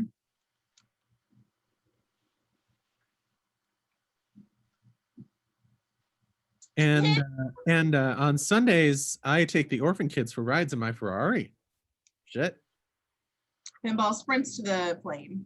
Interior Vacaville and Cyrus's cell. They continue to sort through the stuff. Guard Garner comes upon an anomaly. Check this out. He shows it to the others. It's the famed depiction of the Last Supper in all its solemn splendor, only with one small difference. The eyes of most of the apostles have been poked out. Creepy. Larkin stares at the painting. He then goes to the Bogota, Colombia law firm letter. It dawns on him. He puts the two and two together, literally laying the Last Supper with the punched out eyes over the Spanish letters. Single distinct letters appear in the vacant eye holes. Larkin unpockets the pen and notepad, uncaps the pen with his teeth, and starts recording letters on the pad. Exterior Carson City Airport, tarmac day. Cyrus, Diamond Dog, and Billy gallop for the rear stair ramp. They scramble up and onto the plane hatch as it closes. The airport security vans bear down on the plane. Pinball sprints for his life after the plane. Hey, come on. Wait, come on. Cyrus screams down the aisle. Inside the plane, Swamp Thing fires up the engines. Exterior Carson City Airport, tarmac. The plane lurches forward, knocking the fuel jockey from the fuel hose boom. The fuel hose pulls taut as its socket and then snaps. The plane taxis off. Larkin's hand flashes across the page, copying each letter revealed through the punch hole. It looks like this. M-E. Me. He keeps recording letters. M-E-E-T-C. Larkin stares at the letters, confused. Me, E-T-C. Me, etc.? Yeah, me, etc. He's a schizo. Interior Carson City Airport control tower. The traffic control crew is going about its normal business. One notices the plane beginning to taxi. What's this asshole doing? He's moving onto the runways. We got planes coming in on that runway. Flight control crew goes nuts. Everyone jumps to the radio at once, warning incoming flights. Inside the plane's cockpit, Swamp Thing is at the controls. Air traffic control supervisor comes over the radio frantically. Are you out of your mind? We got 3 planes lined up, coming in. No one on this aircraft gives a flying fuck. Ha ha ha. Get it? Flying fuck. Thank you. I'm here all week. Interior Vacaville, Cyrus's cell. Larkin writes out. E-T-C. Arson it. As he writes the last letter and the last I-Y. Yes. What? Larkin plays with the words and a bit more until he soon creates Meet Carson City. He stares at it in horror. Stay here and don't touch anything. Interior Carson City Airport Control Tower Day. Traffic controllers stare at their monitors aghast. Give me the U.S. Marshal's office. Interior Vacaville Upper Cell Tier Day. Larkin storms out of Cyrus's cell with a decoded message and the C-123K plans down the tier. He begins to jog. Exterior Carson City Airport Tarmac Day. Pinball running after the C-123K full speed. It moves onto the runway, engines winding. The airport security vans stop. Airport security officers get out and into their firing stance. Pinball still chases the plane. He's close to reaching the plane, but before we see if he does, Interior Vacaville Day. Guard Garner picks up tin box. It's an old-fashioned picture of an airplane on the lid. I'm curious. You curious? Heard him, Garner. Don't fuck with that. Whatever. Garner opens the tin box. We see for 1 split second a chemical incendiary device, and boom! The cell behind Larkin, still jogging, blows out across the tier, flames licking the ceiling. Larkin recoils, looks back in horror. He runs back through the smoke and rubble. He comes to the blown out cell. Hold on Larkin's face. He looks at the carnage. A ring. Larkin takes his cell phone from his pocket and holds it up to his ear. Hello, Skip? I know. The plane lifts off. Interior of the cockpit. Swamp Things turns to Cyrus. Shine, sweet freedom. The plane lifts into the air. The interior of the main cabin. Cons hold their collective breath as the plane accelerates. Poe silently curses. Exterior, Carson City Airport, Tarmac Day. The airport security guards stand, mouths agape, as the C-123K up disappears into the sky. Interior Oakland Airport, U.S. Marshal Service, Devers' office, Day. Larkin, Devers storm up the corridor, Ginny following to keep up. That plane was carrying 1,000 years to Feltham. Be nice if they could stay just there forever, wouldn't it? My God, Vince, we got the 27 Yankees and murderers and psychopaths on that plane. They round a corner, running into Malloy. What the fuck happened? Duncan? My agent, what happened to Sims? They killed him, Duncan. Malloy, aghast, momentarily bewildered. He leans back heavily against the wall. 6 years ago, William Sims came to me. He said he wanted to be a soldier in the war against drugs, and now... Malloy looks him up, sees the object of his misery, Larkin. What kind of half-assed, jerk-off Keystone Cop operation are you running here? Duncan? You got my man killed, you little shit. He brought a gun on board. Vince? Damn right he did. If we'd known how you run things, I would have had him bring on an Uzi. No one carries on these flights. No one. No weapons are allowed in the secured perimeter of the aircraft. In doing so, he compromised the safety of my men. Your men. Your men are incompetent. They got taken over by a bunch of thugs in chains and cages. Okay, fellas, this ain't getting us anywhere. Tell me the plan. You have a backup plan, don't you? I'm working on it. The situation has never been contemplated. What they did is impossible. Well, you'd better start contemplating, because this is a situation that needs to get unfucked right now. You can't talk. Interior of the plane, main cabin. Cyrus and Diamond greet Sandino. Welcome, Francisco. Not exactly the most skillful execution, Mr. Grissom. Certainly not. Something happened. I suggest you determine what the something was. And Sandino turns away from them. Diamond Dog begins to move towards Sandino, but Cyrus puts a hand on his chest to hold him back. Poe is with Bishop. You really kill a man for his jello? No, I'm not saying Jello wasn't involved, but he came after me in the yard with a shiv. It was self-defense, but they moved me to Quentin, far, far from home. Bishop nods. Poe looks to the rear where Cyrus and Diamond Dog are with Garland Green. What are they supposed to do with him? Well, I'll tell you one thing. This is no way to treat a national treasure. Love your work, old boy. Cyrus winks and walks up front. Guard Joe stares at Garland, genuinely spooked. Garland offers him a bloodless smile. Billy walks up to Poe. What? Hey, peace, bro. Bygones and shit. You were in the queue, right? Yeah. And you're a lifter, I hear you say. That's right. Me too. Diamond Dog walks past them Pinball, where the fuck you at, boy? after he's gone. Lifters are all confined to North Block, aren't they? I guess. You remember the big bull name of Victor Lomas? Warden fired him on account he was getting regular head from a fuckboy called Lulu. I can't recall him. It was a big deal on D Block. Maybe you ain't really from D Block. Maybe you should shut the fuck up. You Why? steroid swallowing, swastika wearing, hee haw watching motherfucker. Because you starting to get on my nerves, man. Poe walks up the aisle and Billy watches him nervously or narrowly. Inside the cockpit, Cyrus Tobias, Francisco Sandino, and Swamp Thing confers. Diamond Dog enters the cockpit. Pinball didn't make it. Too bad. I liked pinball. We've lost the element of surprise. Calm down, Francisco. I've got contingencies upon contingencies. This is why your father chose me. Poe enters the cockpit. What the fuck do you want? If I'm in this, I want to know the plan. Sorry. Cyrus stares at Poe. The radio interrupts them. Cyrus Grissom, you copy? Cyrus stares at the radio, thinking, clicks it on. Identify yourself. Larkin and Malloy inside the Oakland airport. United States Marshal Vince Larkin and Duncan Malloy of the DEA.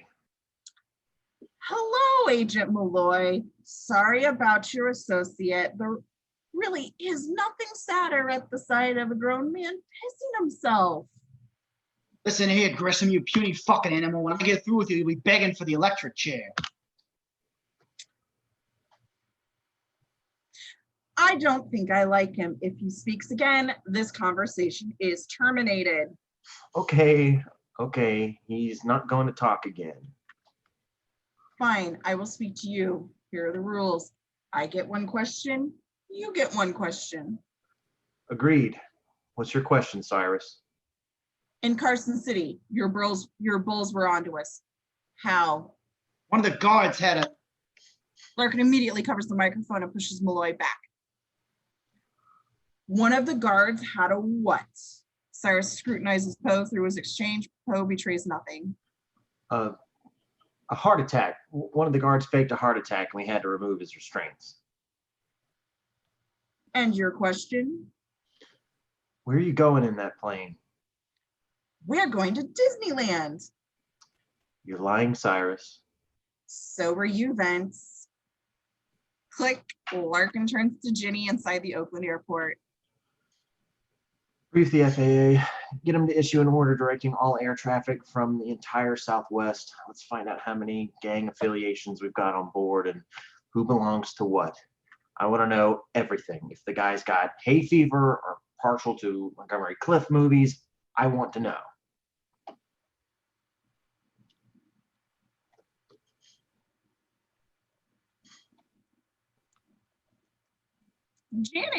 Jenny, darling. Jenny. Jenny. You got it, Vince. Sorry. They refueled in Carson City. So the next possible landing is within 102-minute flight time radius of Carson City. Why?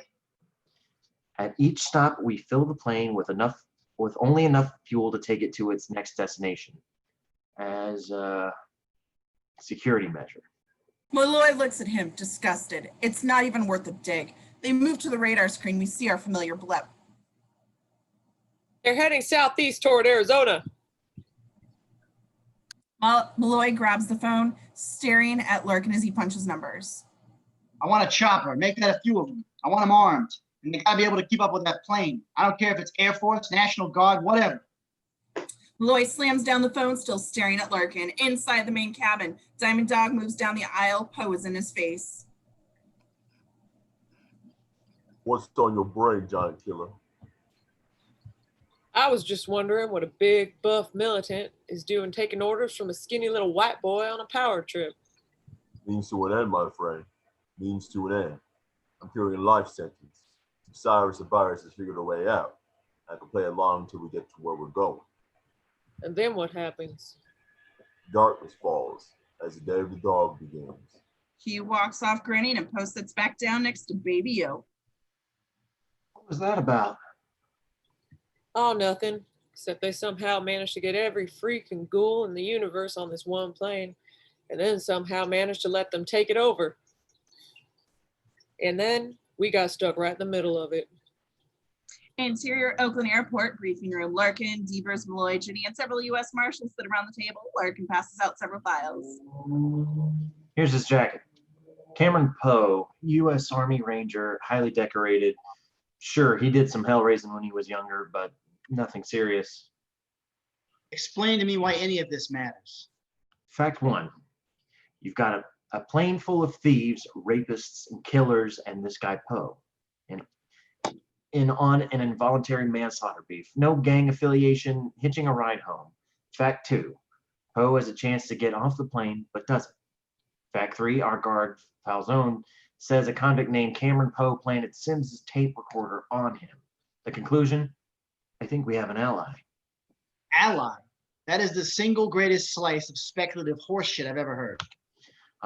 Agent Malloy, therein lies its beauty. The groovy thing about speculation is, well, it's purely speculative. He's a criminal, a murderer. Read the file. He got in a drunken brawl defending his wife and killed a man. Could have happened to any of us, including you and me. Speak for yourself, Larkin. I'm not like one of those animals. Animals? When did they become that? When they stop giving a damn about the law, about civilization. The degree of civilization in a society can be judged by observing its prisoners. Fyodor Dostoevsky said that after visiting a Russian jail. Fuck you. Cyrus Grissom said that after putting a bullet into my agent's head, okay? Guys, the only issue here is how the plane is going to be brought down. Shoot it out of the sky. When did this become the DEA's jurisdiction? The second a DEA agent was murdered, I'm authorized to bring Agent Sims' killers to justice using, and I quote, all necessary means. That doesn't include shooting the plane down. Maybe it does, maybe it doesn't. You're not actually entertaining this, Skip. You're not serious. There's a drastic situation, Vince. My men are up there. Every one of them signed a no hostage clause. They know the score. The score? Who you decide the value of a man's life? Larkin and Malloy stare each other down. We hear a whoop, whoop, whoop of the helicopter blades. About time. What's that? What the hell's going on, Skip? Attack helicopters, Vince. We're going after them. Interior Marshal Service Quarter Day. Larkin follows Malloy and Devers. Skip, this is a bad idea. This man is not to be trusted. His agent was killed. He wants revenge. Malloy, without looking at Larkin, continuing to walk. He's gonna get it. Do you hear this? Larkin sees Malloy is getting away. Larkin gets right into his face nonstop. You know you're gonna kill 6 innocent people up there. I tell you what, I'll give you Sally Bishop's parents' phone number because after you blow them out of the fucking sky, maybe you can say a few words at her funeral. Not now, Larkin. You know, you and Cyrus are a lot alike. You both like the soft white belly of the kill. I said not now. You both got the taste. You and Cyrus both. He dreams about it from his cell. You dream about it in your Corvette. Look at you. You've got a hard on right now just thinking about it. Malloy whirls upon Larkin, grabs fistfuls of his collar and shoves him up against the wall. You little fucking bastard, I'll kill you. Larkin holds up his hand, slight smile. But only in the line of duty, right, Malloy? Malloy stares at Larkin's for a beat. Lips curl, point Larkin. Malloy releases him, glances to the choppers, a 4-man Huey and two-man Cobras. Malloy smiles. Time to bring the noise. Point Malloy. He kicks open the doors and he's out. Exterior, Oakland Airport, tarmac day. They walk to the choppers and Larkin is in Deaver's ear. Sir, this man is an irresponsible frame of mind. And fuck off, Marshal Larkin. Your work is done. Malloy and Devers get into the Huey and Larkin makes a move to get in. Not enough room here. Sir? Go back to your office and don't worry, Vance. No one here is going to do anything foolish. The choppers lift off and Larkin watches them go. We'll just take our break there, guys. Cool. All right. Cool, So like about a 10-minute break, if that works for you guys. Yep. Cool. Awesome.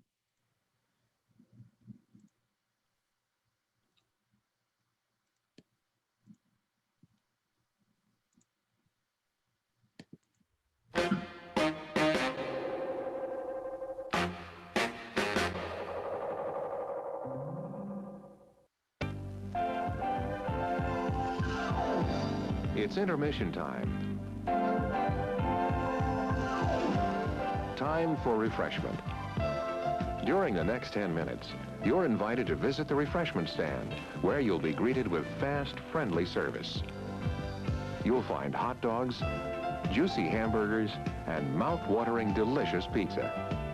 There are refreshing hot and cold beverages, ice-cold cola, and orange drink. Goes great with an order of crispy French fries. Then there's a wide selection of your favorite candies and other delicious snacks. And there's always a fresh batch of hot buttered popcorn to go with the rest of the show. So visit the refreshment stand now during this 10-minute intermission and add to your enjoyment of the movie. We're happy to have you with us tonight and hope you'll come back often.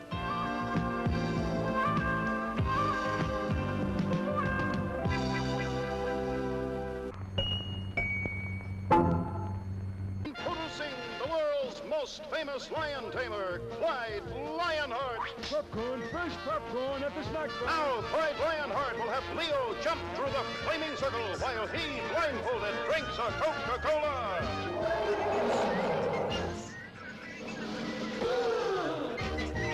Coca-Cola, ice cold Coca-Cola at the...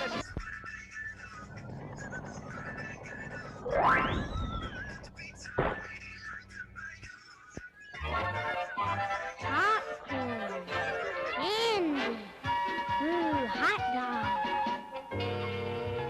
popsicle. Oh boy! Oh boy, banana orange.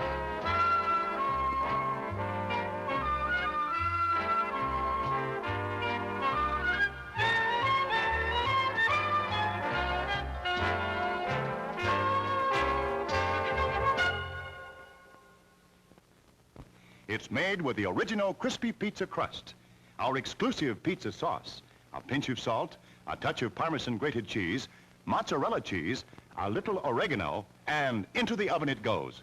And presto, a delicious pizza. What'll it be, folks? Cheese or sausage? Why not enjoy some delicious California crispy pizza?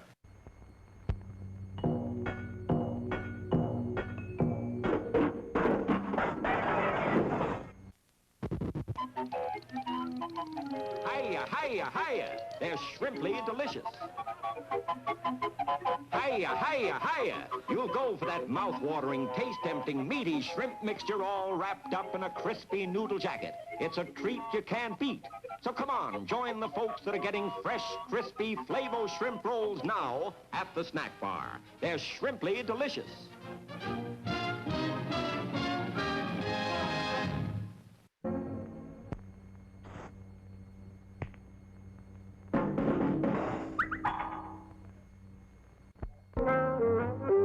Visit our concession and see for yourself the delicious treats, drinks, and snacks awaiting you. If you are thirsty, try ice-cold soft drinks or a cup of hot, flavorful coffee. Get something to go with it, like a sizzling and satisfying hot dog or a tasty, tender sandwich. Try one of these delicious treats, and you'll be back at the concession for more before the show is over. The service at our concession is friendly and efficient.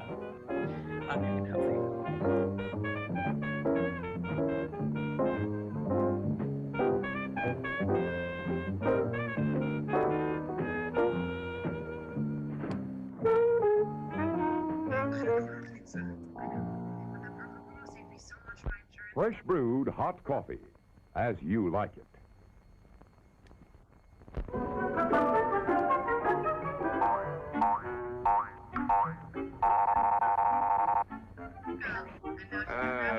Yes, sir. May I help you? Order 2 of those, please.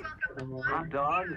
Yes, sir. And 3 of those, and 1 of those, and 5 bars of these, and a cup of that nice hot liquid. Coffee. Coming right up. Oh, and 2 bags of those peculiar white coffee materials. You mean our crunchy popcorn? Shall I wrap that for you, sir? Oh, that's all right. My saucer's just outside. They come from miles to enjoy our intermission.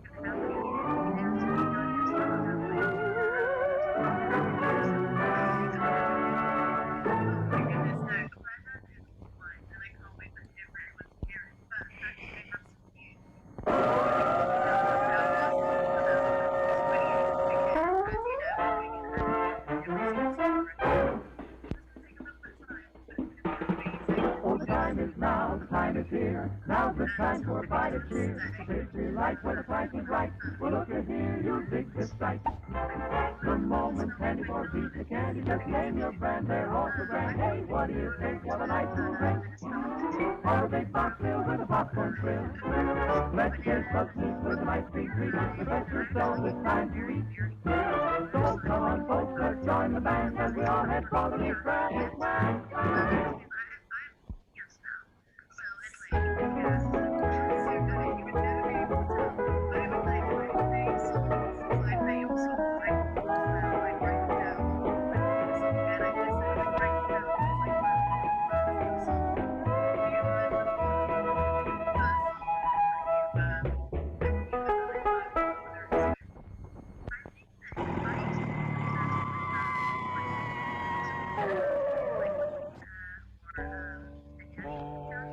All aboard. Snack bar special for Coca-Cola, peanuts, hot dog, ice cream, candy. That's the snack bar special for Coca-Cola, peanuts.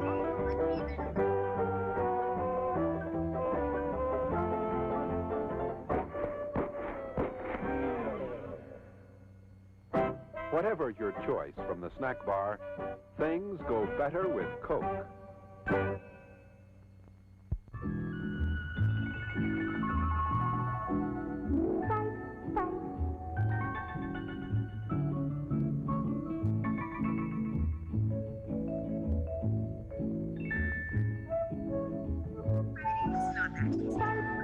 Really can help. This sentence is grammatically correct.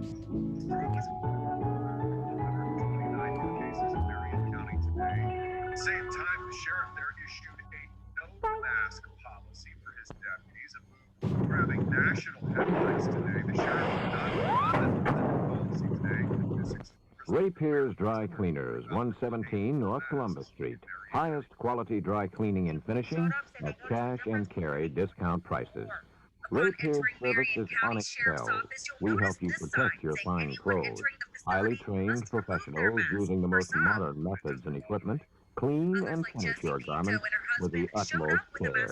Small repairs plus full tailoring services is another feature at Ray Pierre's. For the finest cleaning and finishing at cash and carry discount prices, it's Ray Pierre's Dry Cleaners, 117 North Columbus Street. He mentioned the Ocala mask mandate exempts government entities, and that when his deputies are on duty working as an employee representing his office, masks will not be worn. There are... What's to eat? What's to drink? Good food galore. Quick as a wink. Ice cream bars. It's the handy way to enjoy smooth, rich, creamy ice cream. Get some.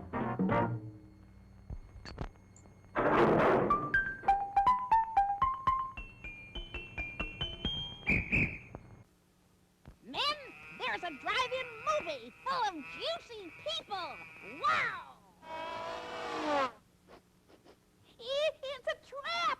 Help! It's Pick! We've had it, men. A pleasant aroma for you, but not for mosquitoes. Pick is easy to use. Light it and forget it. Pick's aroma keeps mosquitoes, gnats, and sandflies away. Pick is the best protection for barbecues, fishing and camping trips, or just relaxing in the yard. So if you don't want our company ever anywhere, just like Pick and see what I mean? Pick is on sale at the refreshment stand now.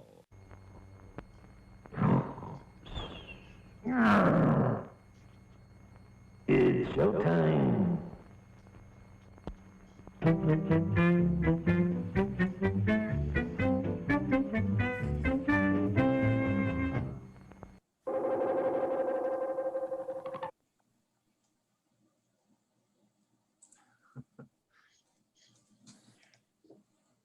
That was fun. I learned so much. Didn't you? Like, really? Wonderful refreshments brought to you by sugar, so you know it's good. Sugar. No, everything's That better with a makes- Coke. Yeah. Sugar, your favorite food group. Yeah. Yep. Try it with crack cocaine. Makes it everything better. I could not sleep a few nights ago, and I'm like looking up these videos like at 2 a.m. and I was like, these are all great. I was like sleep deprived high. It was crazy. All right. Are we missing someone? I don't think so. Are we? I could have sworn we had one more. I was saying in the chat that instead of Las Vegas, this climax should have taken place at Disneyland. Imagine a plane crash at Disneyland. Oh man, it's a con world after all. This movie is made by Disney. They could have done it. It was, yeah. I was really bummed though. I should have added it, but I didn't look that closely at the script where he's like, oh, nothing is sadder with the age of Mrs. Bladder on the aeroplane. We do the rest of it in like Disney voices, like, oh boy, I'm gonna kill you, huh? Or yeah. Absolutely. Awesome. All right. Are we ready for the second glorious half of this movie? Mm-hmm. Let's do it. All right. Interior C-123K cockpit. Cyrus shows Poe a sectional aeronautical chart for the California-Nevada border. Lerner Airport, Poe, in the middle of nowhere, a rendezvous spot. 49 minutes as the crow flies from anything resembling authority. Gentlemen, in some 5 hours' time, we will be over the shores of Mexico, but first we will have to change aircraft. Thank you and have a nice day. Poe walks from the cockpit, very troubled. Indeed. Swamp Thing sees a light on his panel, glowing amber. What's our ETA, Swamp Thing? At 228 miles per hour, about 71 minutes. Problem is, we're not doing 228 miles per hour, we're doing 205. We're dragging. The landing gear ain't up. We're going to be late. This is unacceptable. Check it out. What do I know about landing gear? Learn. Poe walks by Bishop's cage. Sorry. Fucking Mad King George here. How you doing in there, Sally Bishop? Living out all my fantasies, Poe. You got a family? I got a cat. I had a husband, but he didn't like the cat. Something had to give. Must have been a tough choice. Not really. In 5 years, the cat never once got drugged and embarrassed me in front of my friends. And in 6 years, the husband never once purred when I touched him. So it wasn't a tough choice at all. Poe makes a seat by Baby O, who doesn't look too hot. Got the junks, Poe. Junk sword's coming on hard. Hold tight. Billy Bedlam stomps back to them. We'll tango, Poe. Now, what's the problem, Billy?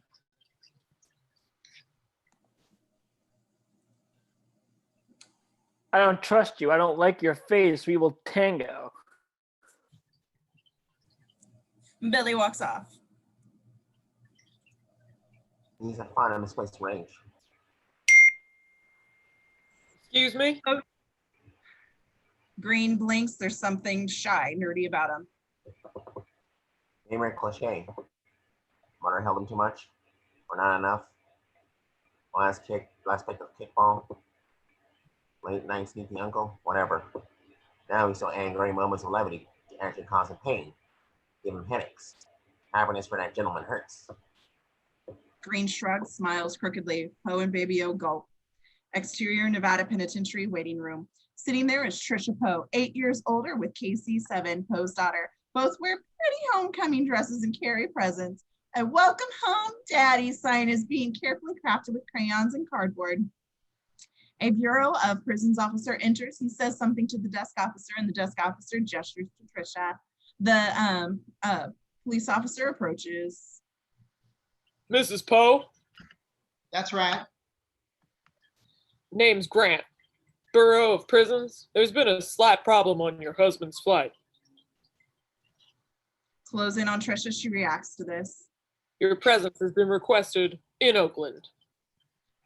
Interior, front of the cabin, day. Diamond Dog opens the hatch to the front floor. He hears thunderous noises and blast of wind, and there's no way he's going down there. He looks up, and Poe is nearby.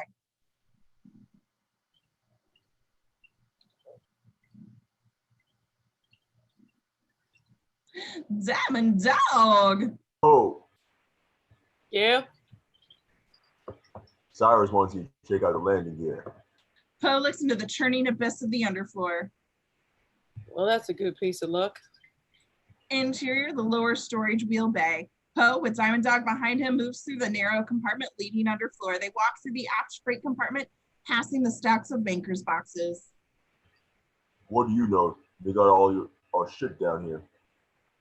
Poe looks at the box, his box with Baby O's yellow happy face sticker, and smiles at him. They come to a hatch at the end of the freight compartment. Poe opens it too. A wheel bay. The landing gear doors are partially open. The vibration of the increased drag shakes the compartment.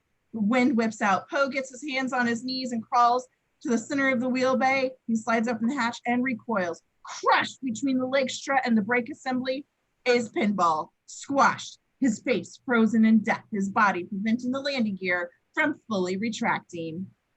Judas Priest. God damn. That's what happened to Pinball. This ain't no good lie. Diamond Dog looks below them. The clouds are thick. Cut him loose. What? Cut him loose. Slow us down. Diamond Dog turns back by the way they came. Diamond Dog exits. Poe looks at the poor, contorted face of Pinball. He then looks to the clouds. Only as they pass, they reveal something else below. A city. He notices something hanging around Pinball's neck on his special clip chain, a Sharpie magic marker.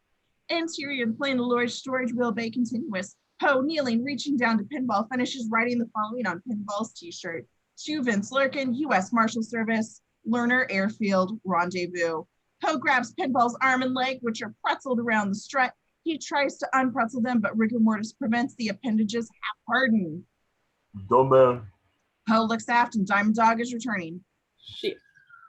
Poe switches to the sitting position, his legs dangling out the wheel bay. He kicks at Pinball's corpse again and again. Pinball will not budge. But with one final kick, Pinball suddenly detaches and falls away.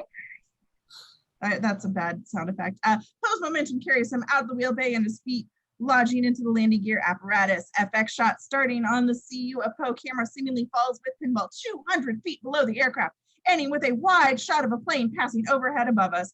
Poe hangs upside down and outside the plane, his body buffeted by wind and slamming against the aircraft belly. Poe tries to pull himself up. He can't. Diamond Dog appears above Poe, reaches down, grasps Poe's ankles, and lifts him back into the plane. Exterior, downtown Fresno day. An intersection. A Volvo station wagon pulls out of a car wash into traffic behind a farmer's livestock trailer. Interior Volvo station wagon car. A couple in their mid-50s. A granny is in the back. A glot of bird shit just spatters on the windshield.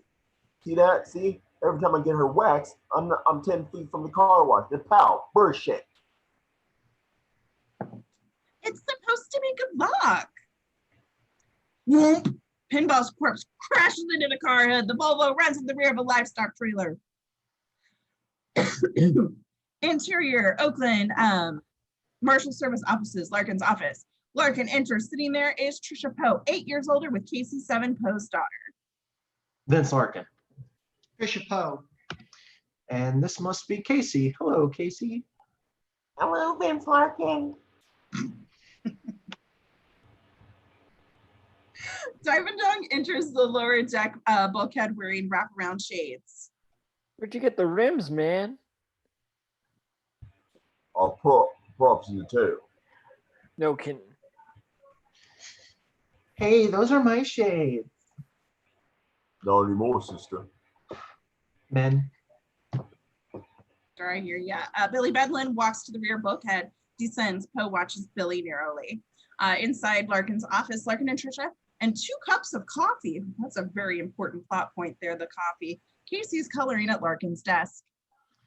So, how are you? She gives him a look. Right. You thought you were going to see your husband today, and then...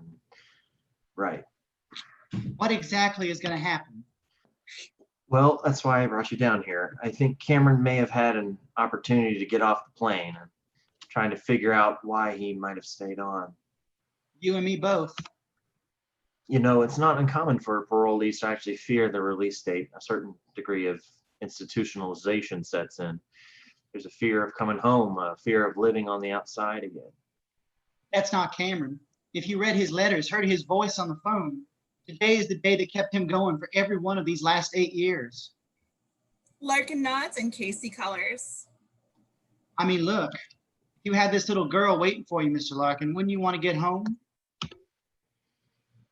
That'd have to be a real good reason to keep me on that plane. That's the thing about Cameron. I'm sure there is one. Beat. Larkin walks over to see what Casey has colored. It's an airplane, of course. Of course. But do me a favor, Vince Larkin. If you do see him, if you do talk to him, tell him to do whatever it is he has to do and come back to us. Tell him we need him. Larkin looks at her, nods, and Jenny sticks her head in. Vince, line 1. Hello. Downtown Fresno day, a sheriff on his cell phone. In the background, we can see a crowd surrounding Pinball's corpse atop the Volvo's hood.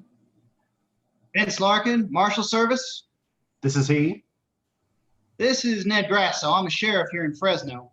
We got a problem with a corpse that fell out of the sky. I don't think he's an astronaut. What's this got to do with me?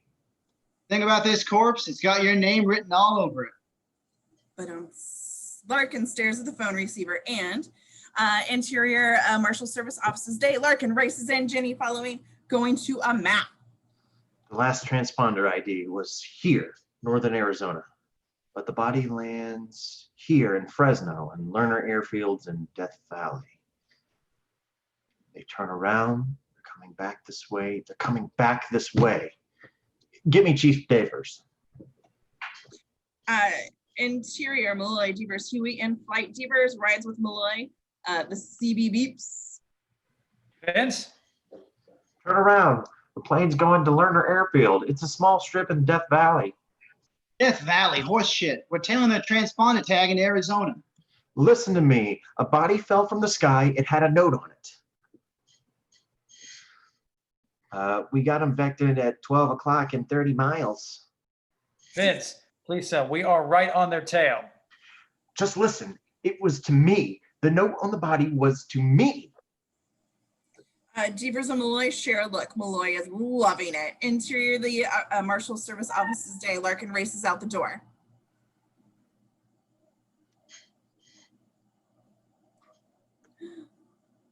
What was that, Jenny? Vince! I love the subplot of an unrequited love story here. Interior, the Marshal's office hangar. Larkin hurries up to the transportation officer. I need a plane or a chopper. You and me both. I'm all out. I need to get to Lerner Airfield in 40 minutes. 40 minutes? It's only about 70 miles. You got a fast car? You can drive it? Exterior Marshal Services. Larkin explodes from the front, map in hand. He runs to his car, the most broken down, cancer-ridden Pinto ever to crawl from the Dearborn assembly lines. He looks at his watch. Shit. When something catches his eye, he smiles. Exterior Marshal Service hangar day. Jenny runs out of the building in time to see a vanity plate as kicker peeling out the motor pool. Oh, boy. Exterior road between Oakland and Lerner Airfield day. Larkin, Malloy's Corvette, roars down a 2-lane road at 100 miles per hour, passing sporadic cars like they're standing still. Larkin's on the cell phone wearing Malloy's leather driving gloves and shades. That's right. State troopers, sheriffs, National Guard, whatever you have, but no contact should be made. A secured perimeter should be set up 2 miles from the airfield. You should wait my...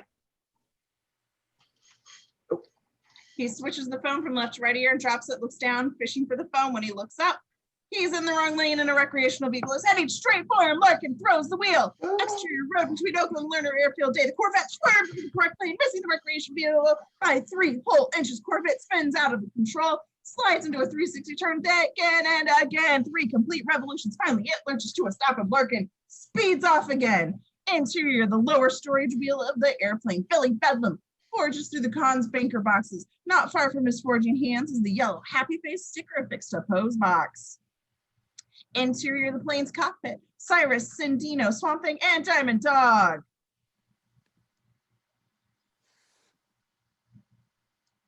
Don't they have a way of tracking these planes?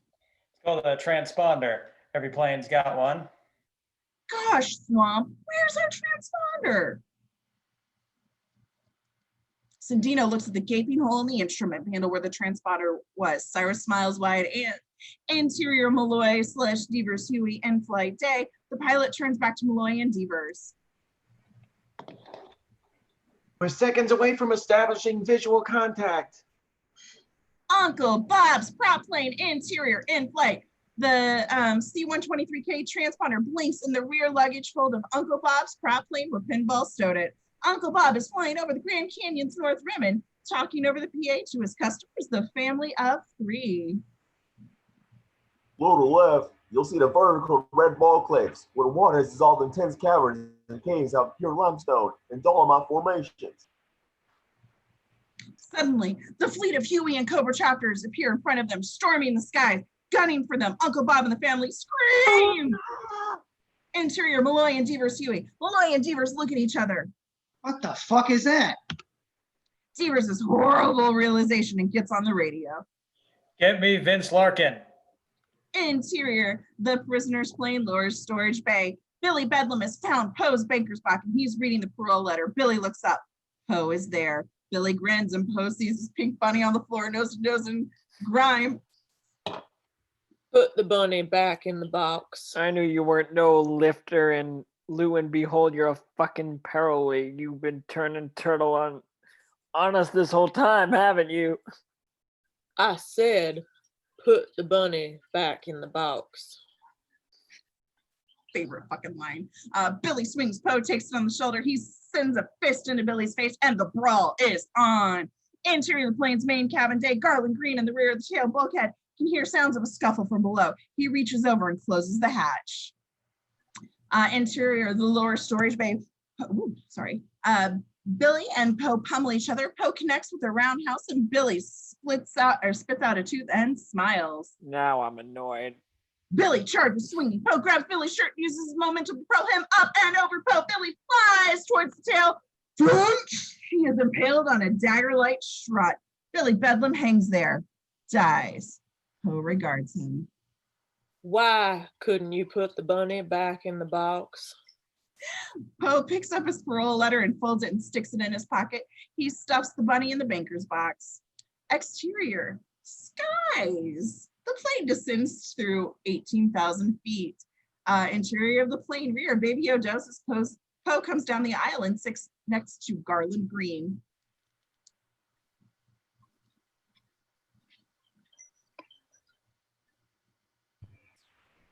Sorry.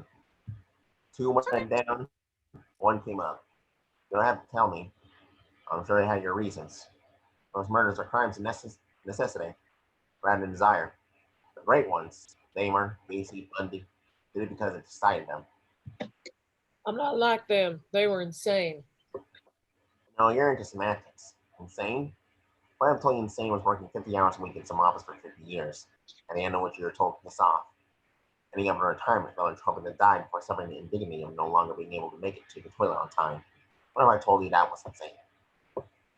Murdering third of people.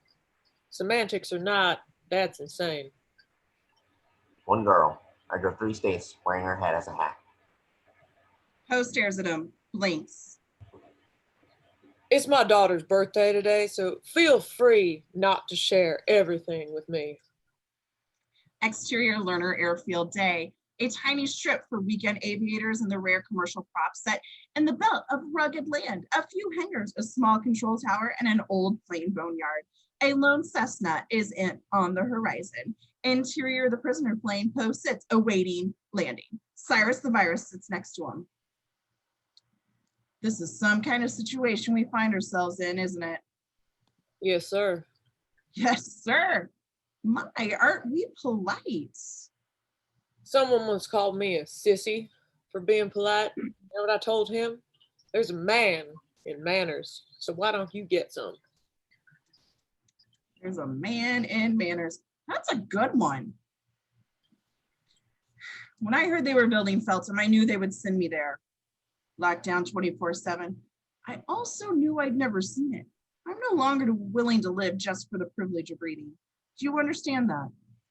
Of course. This has been years in the making, Cameron, and nothing will stop it. It's a thing of beauty, Cyrus. Prison tries to kill everything that's evil inside a man, Cameron. It's the sole purpose. Sometimes, though, it works the other way, and everything good inside dies. I've seen it happen. I haven't had a good thought in years, Cameron. Not a one. Until today. Today. Today, yes. Because today, one way or the other, we will be free. But tell me, what do you want, Cameron Poe? What do I want? I just want a cold beer. My little girl speeding by on her big wheel. I'm changing the oil in a 70 Chevelle SS 396 with 4 on the floor. 331 positive traction and a pair of Hedman headers coming in on a close second to my daughter's giggles for the sweetest sound there is. But that's not going to happen. So let's get back to doing what we do so well. Killing, maiming, and making people miserable.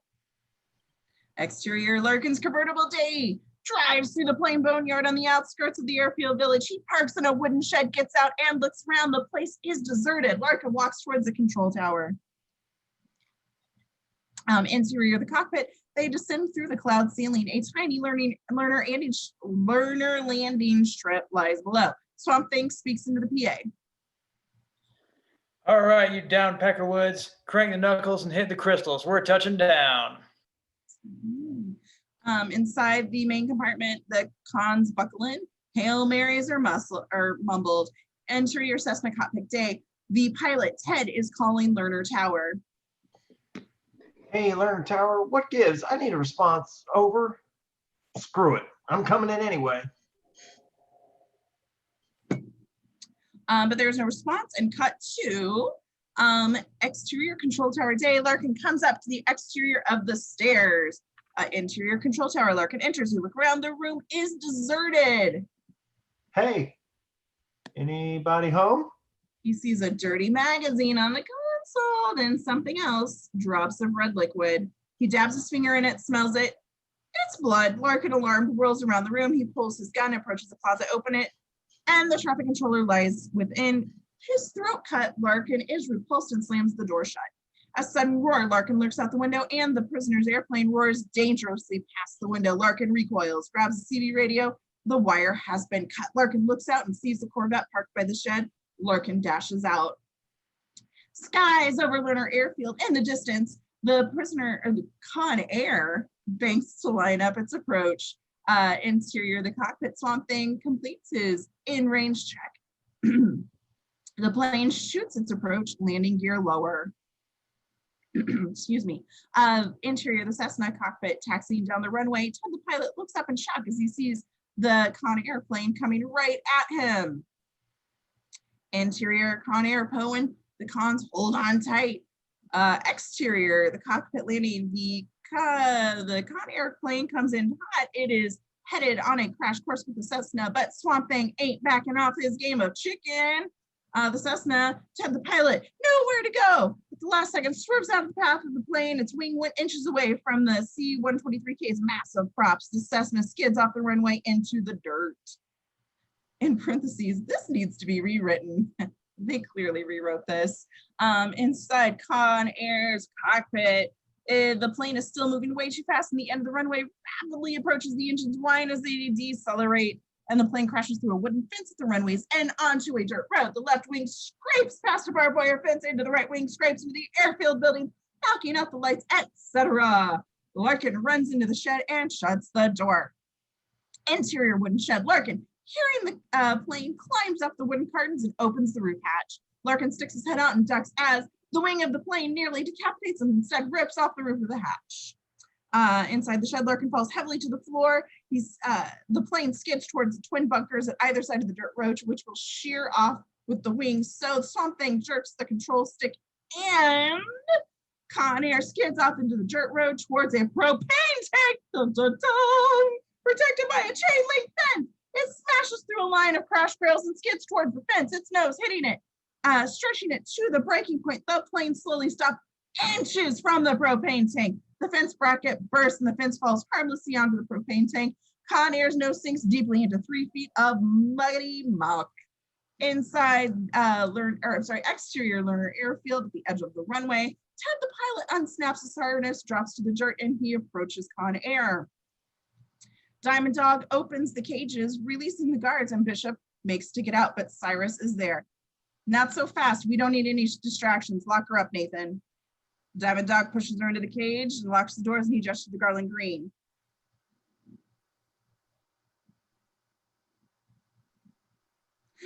Diamond Dog.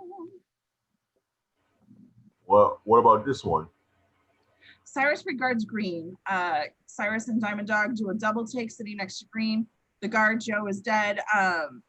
Eyes staring lifelessly into the beyond. They look at Green, who shrugs, almost bashful. Then spring him.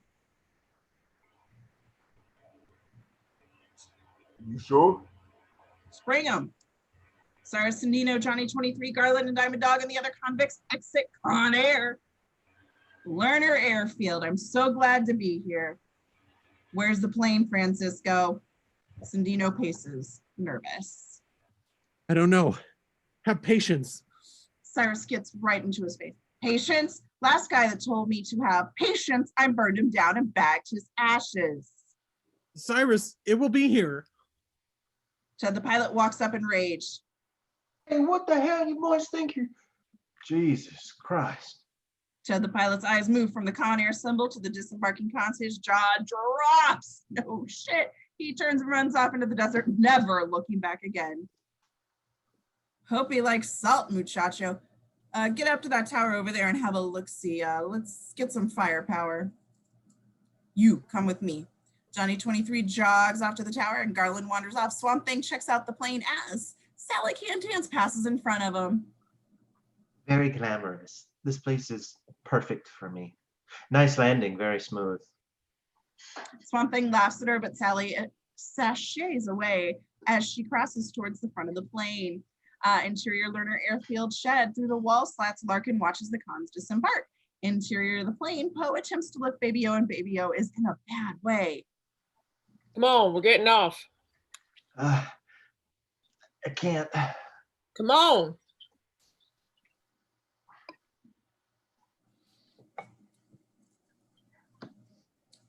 Guard Bishop. Yeah, sorry. Sorry about that. What page are we on? 102. 102. I don't think you should move him. I'm getting him off his plane. He shouldn't be moved. He's too far along. He could go into anaphylactic shock. She's right. Cam, you go. I'm not leaving without you. Here we go, Ranger boy. Cannot leave a fallen comrade, blah, blah, blah. Yeah, well. Oh, time to fight. Fucker hit the fence. I suggest hitting the fence. He's right. Go. Poe looks at her and then back to Baby O. Tears stand in Baby O's glazed eyes. I don't think so. Poe can't play his game. He's just a decent motherfucker. And try as he might, he just can't be nothing else. Bishop nods. She's hip to this concept. Here's how it's gonna play. I'm gonna get you a needle. There's gotta be a first aid kit around here somewhere. And then you'll fix, and you'll be healthy, and then we'll crawl stylishly out of here. Whatever you say, Bo. Do what you gotta do. Just hang on. Don't die on me. They bang fists. Poe walks past Bishop. I'll be back for you, too. Interior Learner Airfield Tower, Johnny 23 enters and looks around. Exterior the airfield day, Conrad and a few other cons come across a small gas station. Exterior of the plane, Poe exits and walks around to the side of the plane. He sees at the rear of the C-123K, the guards are on their knees. Diamond Dog draws a big 6-hour from his waistband and levels it at the guard's head. What are you doing?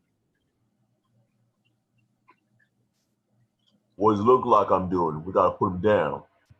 You can't do that. Tell me why. Make it convincing, because I've been waiting a long time for this. They're hostages. We need them. Diamond Dog levels the gun at Poe's head. Why the fuck you care? I don't. We just need them. Diamond Dog studies Poe, then. I don't understand you. I watch you, but I don't understand you. Who are you? Poe stares at him, at his gun, and Diamond Dog blinks the sweat from his eyes. And maybe he's losing it a little. Nothing of it just black and white. But from where I am standing, it should all be black. And he cocks the hammer. Hey, man, I can't think of a thing I would like better than to put a bullet in the brain base of every one of these fuckers. He kicks at a guard standing, sending the man to the dirt. We can see that Poe hates doing this, but he's got to play the part. Angle, Cyrus the Virus by the plane sees his hand. But the plain fact of the matter is, how well do you know this Sandino? I mean, I don't know him that well myself, just what I read. Like how he firebombed that prime minister's yacht with 2 of his own cousins on board. What's your point? Man who would kill his own cousins, why would he sweat killing some hired guns once they'd served his purpose? Diamond Dog and Poe trade eyeballs, and it looks like Poe's bluff ain't working. Then what exactly is occurring here? Jonathan don't want me to bury a bull. Really? Really? Now, I can understand why Nathan here wants to kill the guards, but I'm struggling with Cameron is why you don't. Cyrus, this is your barbecue. And boy, it's a beautiful one. It really is. First class in every way. Wonderfully organized, a streamlined machine. And well, I'm proud to be a part of it, boss. I was just telling Mr. Dog over here that if it was my barbecue, which it isn't, nor should it be, don't get me wrong, I wait for that old jumbo jet in the sky before I start killing our only leverage. And Dog gets all uppity, pointing guns and shit, and well, now I just think that's sloppy. And I know as well as you that sloppy is where the machine starts to break down. And Dog, don't you want to get laid? I do. I'm just asking y'all to think about it. Oh, yes. Diamond Dog walks over to the guard and puts a gun to his head. Put the gun down, Nathan. Cyrus. Things have changed. We're going to Plan B. We need a refueling truck and a tractor right away. Poe's right. We need the hostages. What the fuck for? Exterior learner field by the plane. Shovels digging in, slinging dirt. Cons and the guards are shoveling out the plane. Poe digging looks at Cyrus. My daddy taught me many hands make light work. You know what my daddy taught me? Nothing. Oh, self-educated man. Viking, about time to get a tractor, yeah? I'll go get the fuel truck. Sure, Poe. You're turning out to be most useful mammal. Poe and Viking jog off towards separate airfield buildings. Sandino begins walking off. Cyrus throws a shovel to Sandino. You expect me to dig?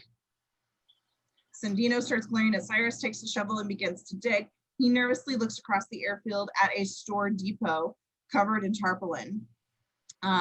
Interior learner airfield, wooden shed. Larkin watches Poe and Viking move across the airfield, and Larkin leaves.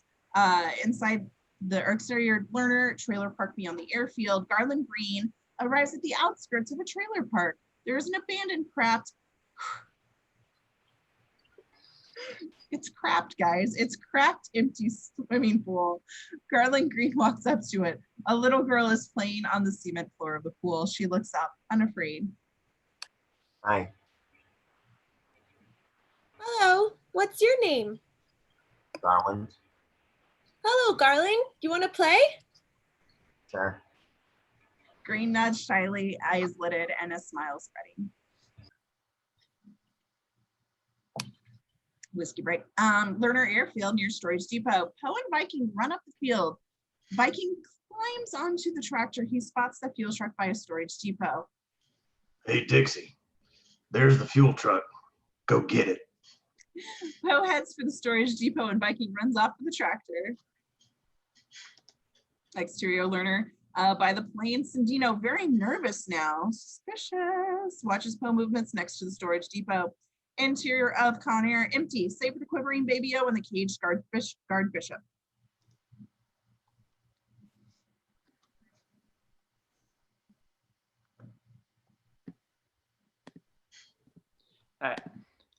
I guess I should look on the bright side. I didn't have a date for New Year's anyways. All the times you think about the ways you're gonna go out, I gotta tell you, Guard Bishop, this is never one of them. Bishop looks at him, no shit. Interior airport main building. Sally Can't Dance has found a suitcase. She begins pulling out several dresses from an open suitcase and she holds up a purple dress. Exterior learner fuel truck day. Poe goes into the fuel truck, but instead of driving it out, he unspoils the hose, sticking the end into the ground, and he begins pumping the precious fuel, which gurgles down and out. Poe enters the storage depot. Interior learner storage depot day. Poe opens the tent flap, sliding inside. He stops and searches the desktop and some boxes.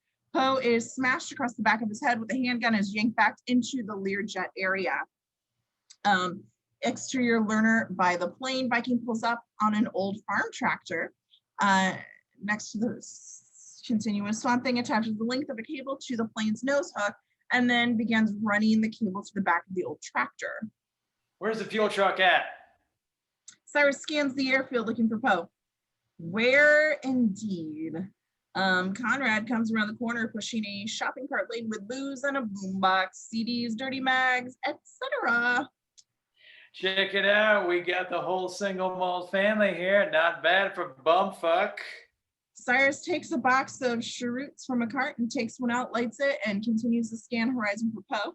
The convicts and the guards keep digging. The crate around the plane's wheel assembly is large now. The wheel is exposed and almost ready to move. Exterior trailer park day. Garland Green and the little girl. Garland Green sits with the little girl, holds a baby doll, and the girl doll. Oh, he holds the baby boy doll, she holds the baby girl doll. It's nice to see you, Bob. Would you like to come over for dinner? I thought you wanted to play. I do. We have to make Bob talk. Look.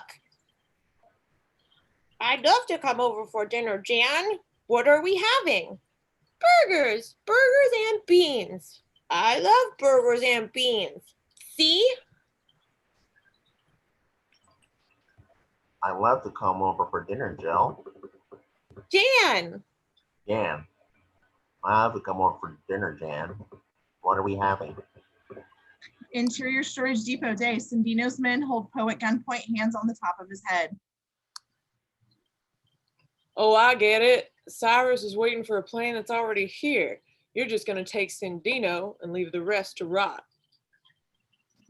Poe looks at each man in the eye, poised to strike. Sandino's man, number 2, raises his gun. You fire that pistol and 20 pissed off prisoners are going to hear it. Poe smiles, but then Sandino's man, number 2, pulls a silencer from his breast pocket. Bested. Begins screwing on the barrel. Well, hooray for the sounds of fucking silence. Sandino climbs out of the hole, still nervously watching the storage depot. Inside, the silenced pistol is placed against Poe's head. Suddenly, freeze! All three men turn to see a sweat-streaked, slightly panicked Vince Larkin to the rescue. Gun raised. Just freeze.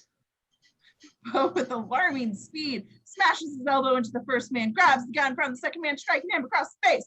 Then the roundhouse kicks the third man. Boom! Sandino's men lie unconscious. Poe has silenced the pistol. Larkin and Poe have their weapons aimed at one another. It is a standoff. Interior Learjet Day. The pilot walks from the Lear's bathroom to the cockpit. Through the cockpit windshield, he sees the unconscious men on the depot floor and Poe and Larkin to the side. The pilot ducks into the cockpit floor, hiding. Interior of the storage depot. Poe and Larkin, weapons raised. You're Cameron Poe. That's right. I'm Larkin. Hello, Larkin. You sent me the message on the body. Where are the troops? They'll be here. They'll be here. Can I lower this? Go ahead. You gonna lower yours? Probably not. Poe? Sorry, boss. There's only two men I trust. One's me, the other ain't you. I thought I could help you get off that plane. Keep that plane from taking off and keep everyone from killing everyone else. Interior Learner Storage Depot. They still have their guns raised. Larkin gestures towards the Lear. What's this thing doing here? Looks like Sandino was running a drag on everyone. If you can't trust a South American drug lord, who can you trust? Poe stares at him. That's a joke. Thanks for telling it to me. Larkin blinks the sweat from his eyes. I'm just trying to lighten the load. I gotta get back to the plane. I need your help, man. Funny. That's why I called you. Poe turns to go. You're a free man, Poe. What the fuck are you doing? I can't trade a friend's life for my own, Larkin, that's all. You've got a friend on board? I had a feeling about you, Poe. I read your file. Always in the wrong place, the wrong time. Hell, if you took the bus home today instead of the plane, you wouldn't have wound up in the middle of this mess. Yeah, well, if the dog hadn't stopped a shit, he might have caught the rabbit. So true. Goodbye, Larkin. Poe's almost gone. Larkin's in a panic, suddenly, quickly. I spoke to your wife. Poe turns. In person? In person. And your little girl. You saw Casey. Larkin nods. Poe looks like he wants to take a knee. Tell me. She's amazing. Truly amazing. And she can't wait to see you. Listen, Larkin, if this thing goes bad, I'm afraid my daughter will never understand what I'm trying to do here.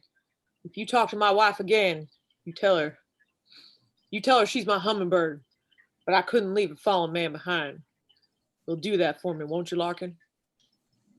Sure will. What are you going to do for me? Poe stares at him, a long beat. Then? What do you think I'm going to do, Marshal Larkin? I'm going to save the fucking day. Poe turns and walks out triumphantly because he's a badass. Yes, Nicolas Cage is a badass. Learner, by the plane, Cyrus and the rest of the cons continue to dig the plane out of the dirt. Inside the control tower, Johnny 23 shouts, "We got company!" Cyrus turns and looks. 10 miles away, coming down the long tongue of the road, is a convoy of vehicles. Exterior next to the gas station, Poe sees an approaching convoy back by the plane. The tractor is still straining to pull out the plane. Cyrus gazes at the approaching swirl of dust. That is the convoy. He goes to Diamond Dog. How long you figure, Nathan? 10, Diamond Dog. 11 minutes tops. Okay, gentlemen, we have 10 minutes till the cavalry arrives. Let's get her out now. Interior Storage Depot, Larkin is dragging Sandino's men into a storage bulkhead. The Con Air has been pulled back into the road by the cons and the tractor. The road to Lerner Airfield, the Army convoy, troopers, National Guards, county sheriffs, local police, etc. Their whole shebang moves towards the airport. Exterior Lerner Trailer Park Day, Garland Green and the little girl continue their play. You came in that big plane. It woke me. I'm sorry. Are you sick? Why do you ask? You look sick. I'm very sick.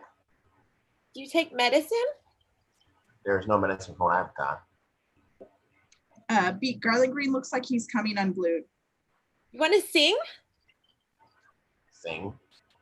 You know he's got the whole world in his hands? Yes, I do. He's got the whole world in his hands. He's got the whole world in his hands. He's got the whole world. Come on, you gotta sing. He's got the whole world in his hands. He's got you and me, brother. In his hands, he's got you and me, sister. In his hands, he's got you and me, brother. In his hands, he's got the whole world in his hands. Garland hears the roar of the engines and turns to see the armed convoy approaching the airfield. Interior Learner gas station day. Poe enters hurriedly, begins rummaging through the gas station general store, opening the cabinets and throwing things aside, searching. He finds a little emergency safety kit and opens it. There's nothing in it of use to Baby O. Outside in the plane, the cons are still tugging the C-23 out of the dirt. Where's Sandino? Where the fuck is Sandino? I ain't seen him. Exterior Learner across the airfield from the Con Air plane. Sandino is hurrying towards the storage depot, which he enters. Larkin is looking across at the airfield, and Cyrus and the cons beyond that to the oncoming convoy. Christ, they'll be slaughtered. Interior Learning Storage Depot day. Sandino races across the jet storage depot and bolts up the stairs into the Lear jets. Handale, handale!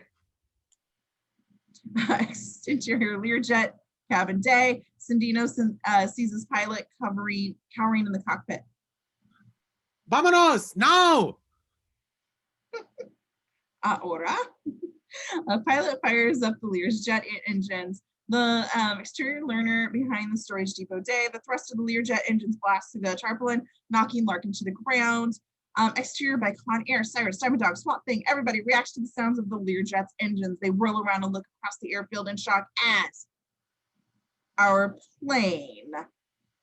Exterior learner storage depot day. The Learjet explodes through the barrel walls of the storage depot and begins to taxi. Sandino's Learjet in the cockpit. Sandino sits with the pilot steering for the runway. Cyrus and the other convicts in the C-23 are visible through the windshield. Exterior behind the oil barrels. Larkin sprinting parallel to the Learjet, just behind the stacks of oil, heads towards a crane. Larkin reaches the crane and scrambles into the crane's operator's cab. The Learjet passes nearly abreast the crane. Larkin lunges for the crane boom and hydraulic release lever and pulls it. Crane boom falls like a guillotine, and Learjet passes through the crane. The crane boom falls across the Learjet's rear fuselage, cutting through the thin aluminum ribbing and half like a knife through butter. The front half of the Learjet, separated from the air, rolling / dragging on its front wheel, careens towards the airfield gas station. Interior of the gas station, Poe inside sees the front half of the Learjet roaring straight at him.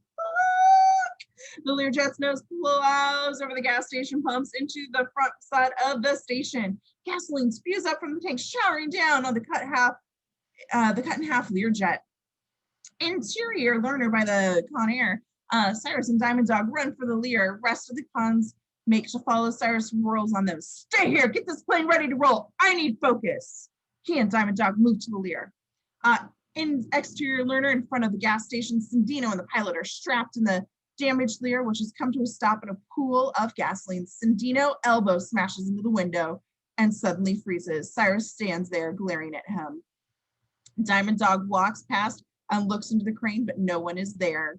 Larkin crouches behind the crane. He sees a rusty old truck with a snowplow. Cyrus walks to the edge of the pool of gasoline. Looks like you and me had different opinions about this getaway, Francisco. I can't explain. Cyrus puffs on his cheroot. Sandino looks at it, looks at the gasoline, and looks up in Cyrus in terror. Anara. Boom! Ignites the stream of gasoline with the flames raised in the pool of Sandino's plane. Sandino, his pilot, the Learjet, and the Learner gas station ignite in a huge ball of flames. Poe is blown out to the other side of the gas station by the blast. Poe's gun is blown away in the blast too. Poe rolls to a stop underneath a truck. Poe, underneath the truck, looks at his side and an old man lies there cowering. Don't kill me. I'm not going to kill you, old timer. Listen, I need a syringe.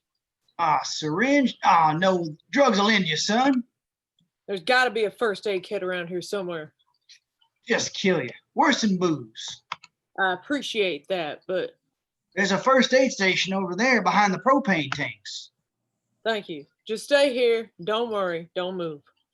Easy for you to say. You don't got to take a piss. Poe stares at the old man, then rolls out from under the truck and creeps to the rear of the gas station. Exterior by Con Air. Cyrus runs up. The plane has not yet been pulled into position for takeoff.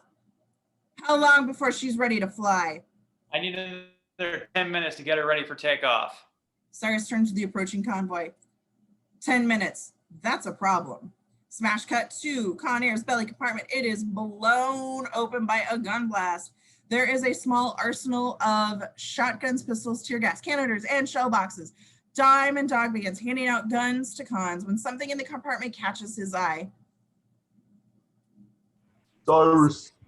Cyrus walks over to see inside the compartment and the dead Billy Bedlam. The plot thickens, but there's no time for speculation. Cyrus snaps into Patton mode. You watch the guards. Everyone else to that boneyard. Ambush position. Grab some of those propane tanks. Let's give them everything we've got.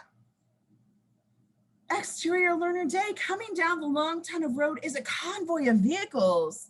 The Cons lay down small propane tanks and turns to the release valves on. Cyrus looks around. Exterior, the boneyard. Larkinmen move to the boneyard, cautiously approaching Con Air in the distance. Swamp Thing continues to pull the Con Air's plane into the position. Conrad stands over the guards. No one sees Johnny 23 skulk by, climbing up the ramp. Interior, the plane. Johnny 23 has entered. He sees Baby O, sees Bishop. Big smile. He moves for Bishop. Baby O screams, but of course he can't move. What the fuck are you doing, Johnny? Don't do it, man. Don't you do it. Johnny arrives at Bishop's cage, smiles, tries the door. It's locked. Sorry, Johnny. I can't come out to play. Johnny looks for a way to break the lock.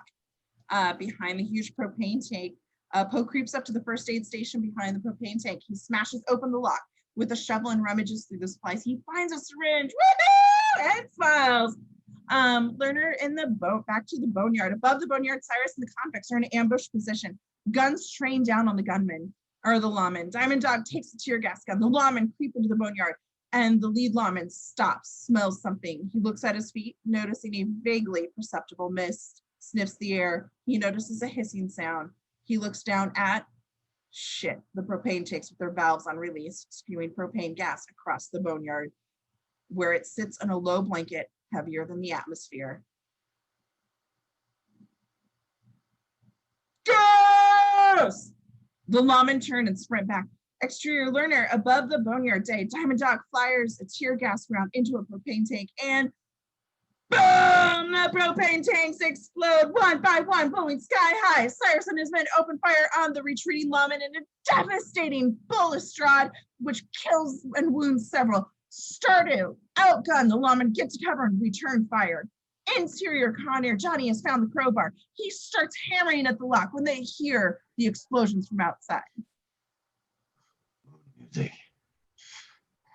Don't you do it, man. I'll fucking kill you. Don't you. Johnny wedges the bar into the lock, yanks on it. Exterior Learner, behind the propane tank. Poe, trying to sprint for the plane, is caught in the crossfire between the convicts and the lawmen. He runs to the crossfire. By the Con Air, the plane has been pulled back near the road. Swamp Thing unhooks the cable from the tractor. Johnny 23 has gotten the cage door open. He enters. Bishop kicks him in the face. Yeah. Hot-blooded, just like I like it. Johnny! As Johnny moves on top of her, Bishop uses the moment to cuff his hand to the door with her handcuffs. That's okay, baby. I wasn't planning on using my hands. And he moves for her. Outside the plane, Poe makes it to the plane, and on his way up to the ramp, when he sees the cable line on the ground where it had been hooked to the tractor. Exterior learner, Boneyard Day, the convicts continue firing on the lawman. Cyrus sees a convict take a bullet and go down. He turns and sees the Con Air is in position to go. Get back to the plane! Swamp Thing races back to the Con Air. Poe grabs the cable. He runs some 20 yards, attaching it to a cement pylon. He turns to see Swamp Thing heading back for the plane under the torment of gunfire. Inside the plane, Johnny and Bishop continue to battle. Johnny 23 finally grabs her around the throat. He's got her down and he's on top. She is losing consciousness, and he leers. Go to sleep, baby. When you wake up, I'll be Johnny 24. So disgusting. A hand reaches in and grabs Johnny hair, yanking him back up and against the cage. It's Poe to save the day. He smashes Johnny's face repeatedly against the cage, knocking him unconscious. Johnny sags and stands. Hands are still cuffed to the cage. You all right? Better now. God damn for Nick Cage, man. Poe moves down the aisle to Baby O. He holds up the syringe and Baby O beams, taking the syringe. You're bucking for sainthood, Cameron Poe. No shit. Just take it and let's go. Cyrus and the Cons are now backpedaling for the Con Air. Swamp Thing climbs aboard, passing Baby O, who's fixing the clocks and knocked out Johnny, who's fixing and clocks the knocked out Johnny 23 and looks at Bishop. He had a bad day. Swamp Thing continues onto the cockpit and starts up the prop engines. Exterior boneyard. Militiamen are firing. One man looks over his rifle scope, confused, for he sees Sally Kid Dance running in her stewardess uniform back to the plane? What? Lerner with the truck and the snowplow. The snowplow bursts through the boneyard, Larkin behind the wheel. It barrels down the road towards the middle of the firefight. Larkin raises the plow on the truck, using it as a shield. Cyrus moves for the plane to Conrad.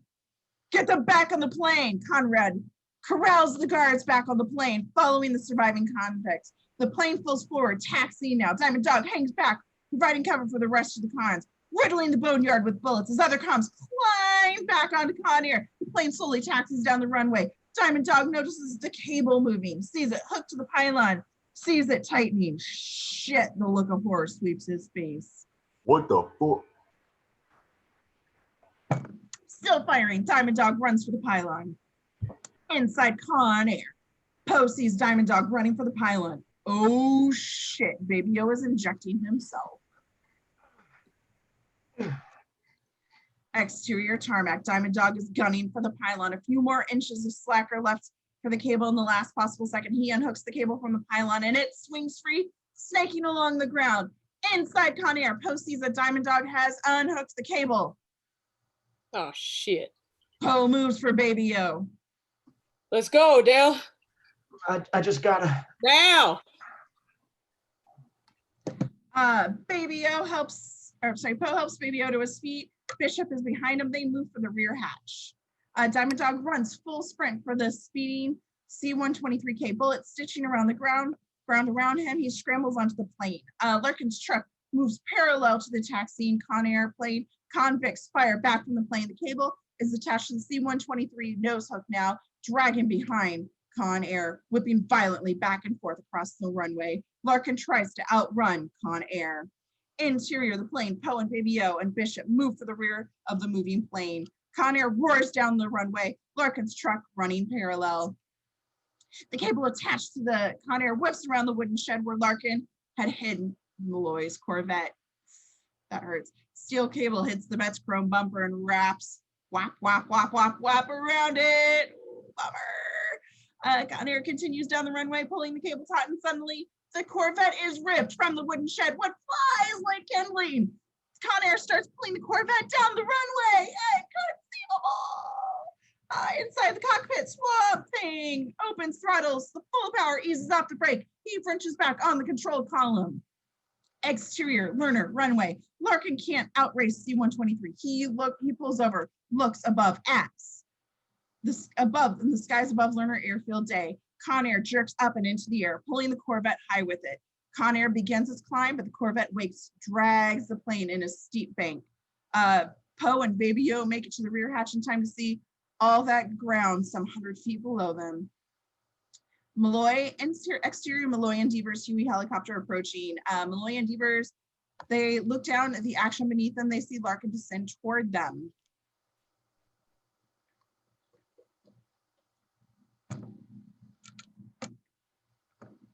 Chief Devers?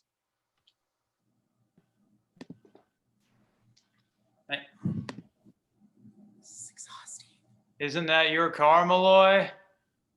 Closing on Poe, back in the shit. Malloy and Devers, Huey touches down. The Corvette trailing Con Air hits the control tower, snapping off the cable, and the Corvette plummets to the airfield right in front of them. Upside down, Malloy turns to a furious look at Larkin. What can Larkin do but shrug?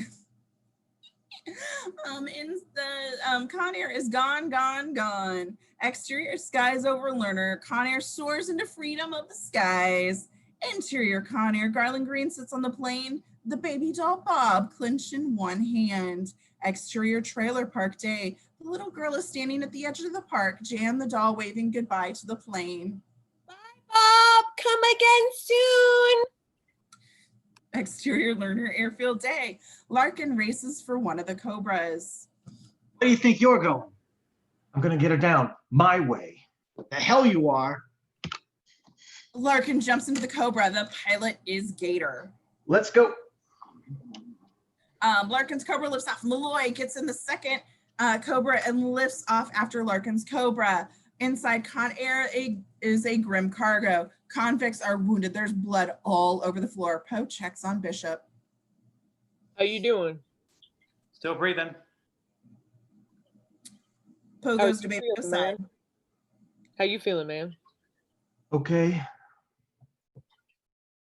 Yeah, just belched that whiskey up. Poe looks at him. No sweats, no chills. All better. Interior Con Air's cockpit. Swamp Thing looks grim. We lost an engine back there. What does that mean exactly? It means let's not lose another. Interior of Con Air, Sally Can't Dance and Conrad are breaking out the goods. Sally dispenses the booze and chips. Cartons of cigarettes are passed. Everyone lights up. On a plane, Cyrus enters the cabin from the cockpit, passing Johnny 23, still cuffed to the cage. He tisks, "You hate to see that perfectly good Rapo humiliated." He leaves Johnny cuffs and Johnny strains at his bond. Come on, man. Cyrus faces the convicts. What are we doing now? I can understand you putting Sandino down like that, but now what the fuck are we supposed to do?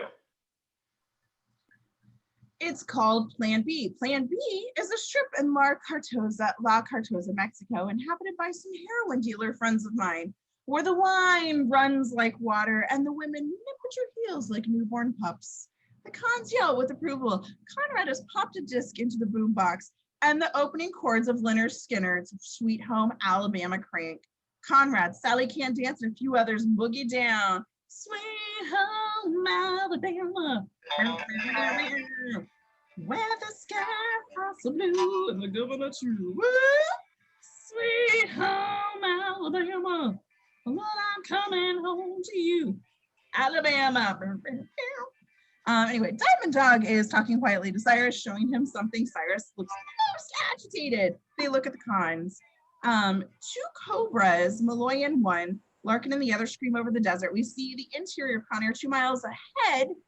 Or, I'm sorry, we see the Con Air 2 miles ahead through the windshield, intercut with Larkin and Malloy's Cobras. We have established visual contacts, 2 miles and approaching. Let's take them out, Larkin. Not yet. Not yet. What are we waiting for? Let's take their fucking asses out right now. This is my plane. Those are my men, my responsibility. Their fucking asses will not be taken out until I feel there's no other recourse. You understand me, Agent Malloy? You with me? Or do you need it drawn on crayon like usual?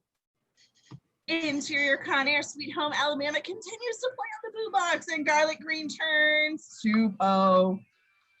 Fine irony. Bunch of idiots dancing and playing to a song made famous by band and dying in their plane crash. I'm really enjoying that song. The music stops. Cyrus is by the boombox, having shut it off, holding the 6 sour. He walks down the aisle, counting off his fingers. Someone alerted the authorities in Carson City. And then someone told them about Learner Rendezvous. Someone even killed poor Billy Bedlam. Could this all be coincidence?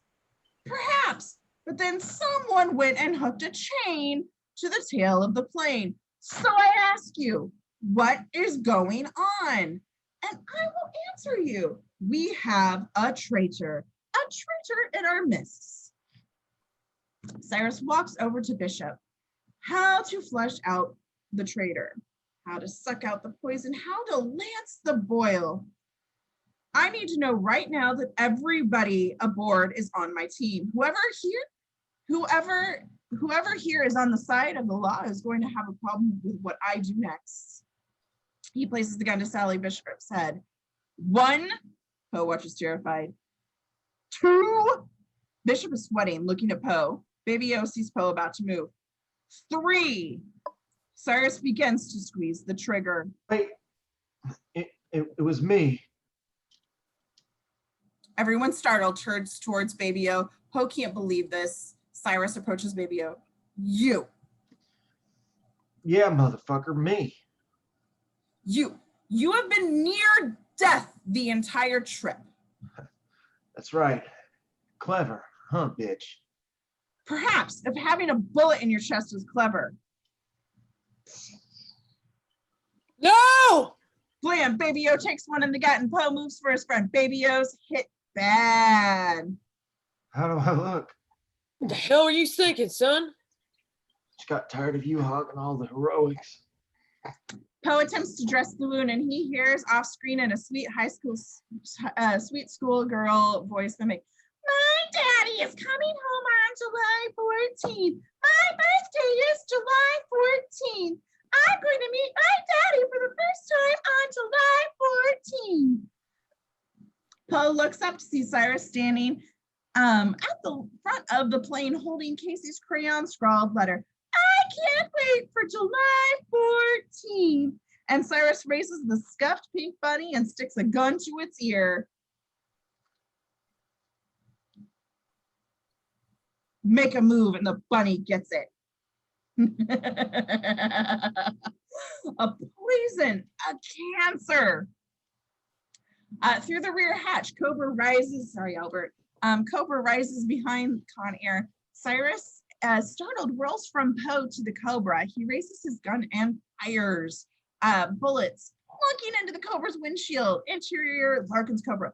Gator sends a burst of gunfire into Con Air. Interior Con Air, Cyrus and the other cons dive out of the way. Bullets break in the cabin. Seats explode. Interior Larkin's Cobra Day. What are you doing? Who's shooting at us? Follow my orders, okay? Roger. Cobra swerves in behind Con Air. Interior Con Air, Poe holds Baby O and is getting scared. I'm getting a bad feeling, son. I'm feeling like I'm not supposed to make it. I can't allow that, son. You're gonna make it just fine. All I can think about is like there ain't no God, man. He doesn't exist. It scares me, son, because I think I'm gonna die. Poe looks to Bishop in her cage, Garland Green, who grins. Poe rises, about to detonate. Where are you going? I'm gonna show you that God does exist. Poe starts to move down the plane. Diamond Dog blocks his way. You got a problem, bitch boy? Smash! Diamond Dog sucks the floor. Take that, bitch. Interior Malloy's chopper. The Con Air coordinates are tracked by the Cobra's digital computer and displayed on twin cathode ray tubes. Angle, cockpit canopy, heads up display, a crosshair. 196 shows the point of aim for the Cobra's 30 millimeter cannon chain gun. Gotta be a man, Larkin. Strap a hog on and let's start fucking fire. Malloy's Cobra fires into the Con Air. Inside of Con Air, the interior is strafed. Everyone dives for cover. Poe races down the aisle. Gunfire surrounding him. He slams for the rear mesh door, separating the front 2/3 of the fuselage from the rear of the plane. Larkin cannot believe it. Malloy, you son of a bitch! Cease fire! Cease goddamn fire right goddamn now! Malloy's Cobra positions for a second attack. Get in his way! What? in his way. He won't shoot at us. You sure about that? No. Do it. Gator looks at Larkin, does it. Exterior skies, Larkin's Cobra dives between Con Air and Malloy's Cobra. That Inside stupid Malloy. bastard. Malloy's Cobra tries to maneuver around Larkin's Cobra. Gator doesn't give him the alley. I got no move. Inside Con Air, Poe makes his way down the center aisle of the plane, pummeling anything in his way. Conrad, Viking, the other cons, all follow by the wayside. Poe races through the middle mesh door and slams it shut, locking it. Poe sprints for the cockpit. Inside Con Air's cockpit day, Swamp Thing is pulling her left and right. The cockpit door opens. Poe enters, sticks the gun in Swamp Thing's ear. What the hell are you doing in here, fat nuts? I'm the new captain. Interior Malloy's Cobra. Switch to missile. The pilot looks at him. Do it. Interior Con Air's cockpit. Poe stands behind Swamp Thing, gun to the pilot's ear. Suddenly over the radio comes. Cyrus Grissom. Hi there, Cyrus. Don't do me like that, pal. How are you? Poe grabs the radio mic. Don't fire. Who is this? Identify yourself. This is Cameron Poe. Interior Larkin's Cobra. Larkin offers us the briefest of smiles at this moment of redemption. Yes. Malloy offered. Wait, what? The Malloy offers us the briefest of discomfort. Christ. Hold your fire. I'm bringing the plane down. Larkin screams over the radio. Malloy, listen to him. God damn it, he's a friend, not an enemy. Come on, Bo. Come on, baby. Interior of Con Air rear cabin. Cyrus and the other inmates unload round after round at the lock on the steel mesh door. Interior Malloy's Cobra. Malloy's pilot achieves lock on and is central aiming docked.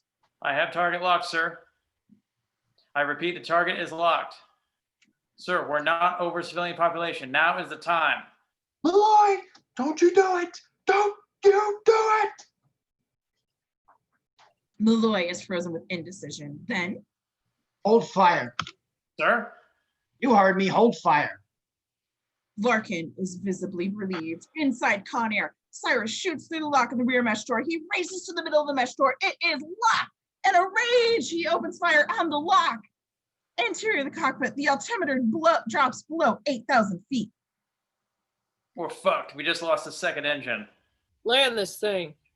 That's what I'm doing. But we got one engine shot to shit, 0 fuel, and we're dropping too fast. Strip's where I'm going to land, only the word is crash. Exterior skies day. See, I love your helmet. Con Air descends lower and lower, 1,000 feet off the ground now.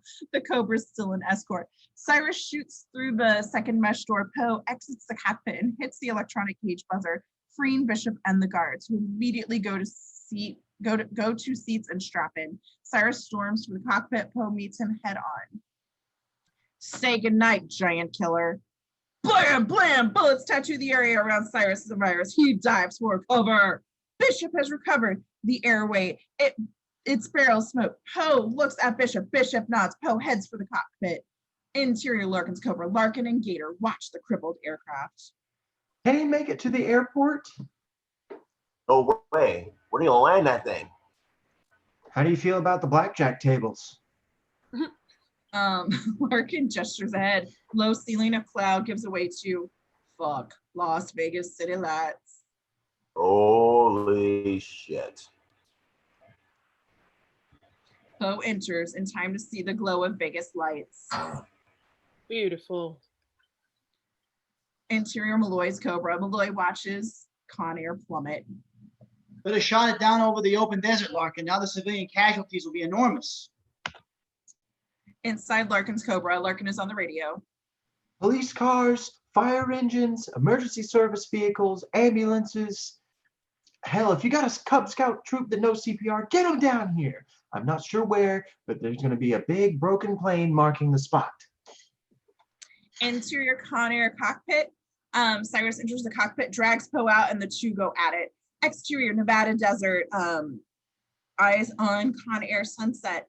Con Air soars under 500 feet, narrowly missing a water tower, a condo complex, a radio antenna, the MGM Grand, the Space Needle. All of those wonderful buildings stop looking up and pointing in astonishment. Pedestrians are like, what the fuck is going on? I ran that one too long. Poe and Cyrus still in clinches. I'll kill you. Since we're all about to go crashing into Las Vegas, you'll forgive me if your threat lacks weight. Interior Con Air main cabin. The cons are terrified. Bishop, bruised and bloody, crosses herself. Garland Green is sitting, singing, oblivious to everything going around him because he's batshit crazy.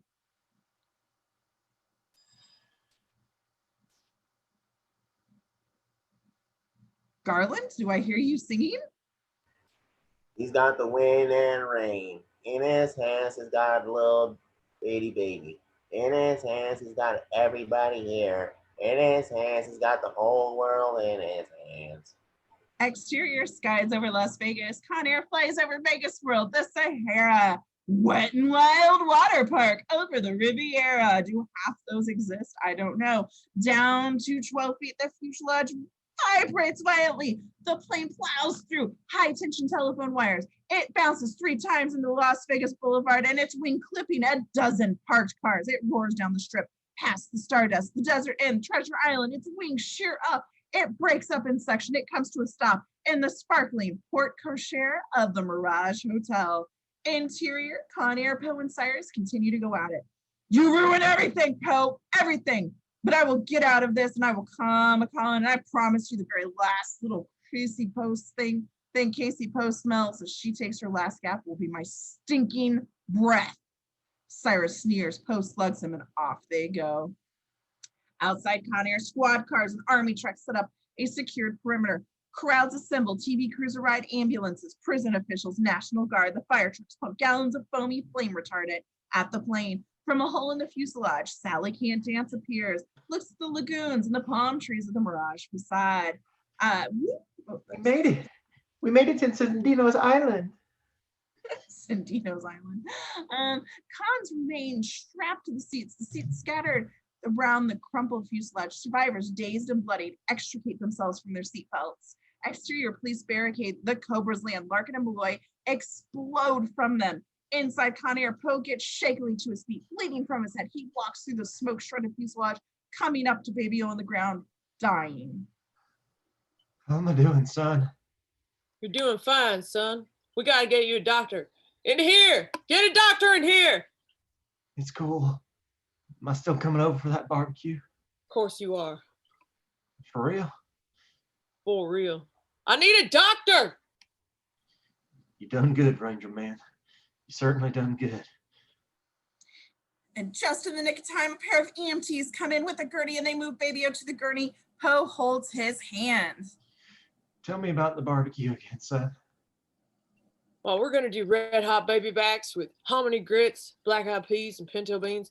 Iced tea, beer is so cold your eyes will water. And they take him off the plane. In exterior Con Air, Sally Can't Dance is led out of the plane by armed policemen. She sees a reporter nearby.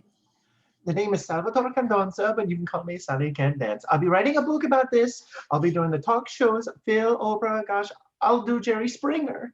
That's Salvatore Candonza. They call me Sally Can't Dance. As she walks straight into the barrage of reporters, bulbs flash and Sally is in heaven. Poe moves on with Baby O and the stretcher and the EMTs. The traffic is snarled and boiling. Police, firefighters, EMT crews, onlookers, fresh National Guardsmen, dazed gamblers. Yes, hi. Stop yelling at me. The traffic is snarled. Oh, I already read that. Pair of cops in front of them. You hold it right there now. Poe steps Reason. Right oh, sorry. Raises his hand, but Bishop is there. Steady, officer. That's a citizen there. Let him help his friend to the ambulance. And the cops reluctantly desist and they wheel Baby O to a waiting ambulance. Thank you, ma'am. Interior fuselage, second section. Vince Lurkin searches the dark and smoky interior. Where's Grissom? He passes 2 paramedics in front of a cage. Hanging from the cage by its cuff, we can see Johnny 23's arm, hearts, tattoo and all, dangling down below the frame. Paramedics look down as they are looking at Johnny's body splayed out on the floor. You better take him away. And we see the paramedic uncuff Johnny as he walks away with just the arm having been torn off during the crash. Ew, that's an actual note in the script. Ew. Exterior Las Vegas crash site. Poe and Bishop place Baby O onto the ambulance. I'll check you out at the hospital, son. You're gonna be fine. Once the gurney is loaded on. What are you gonna do now? Poe is scanning the crowds, the cops searching. Have they caught Cyrus yet? He turns to Bishop.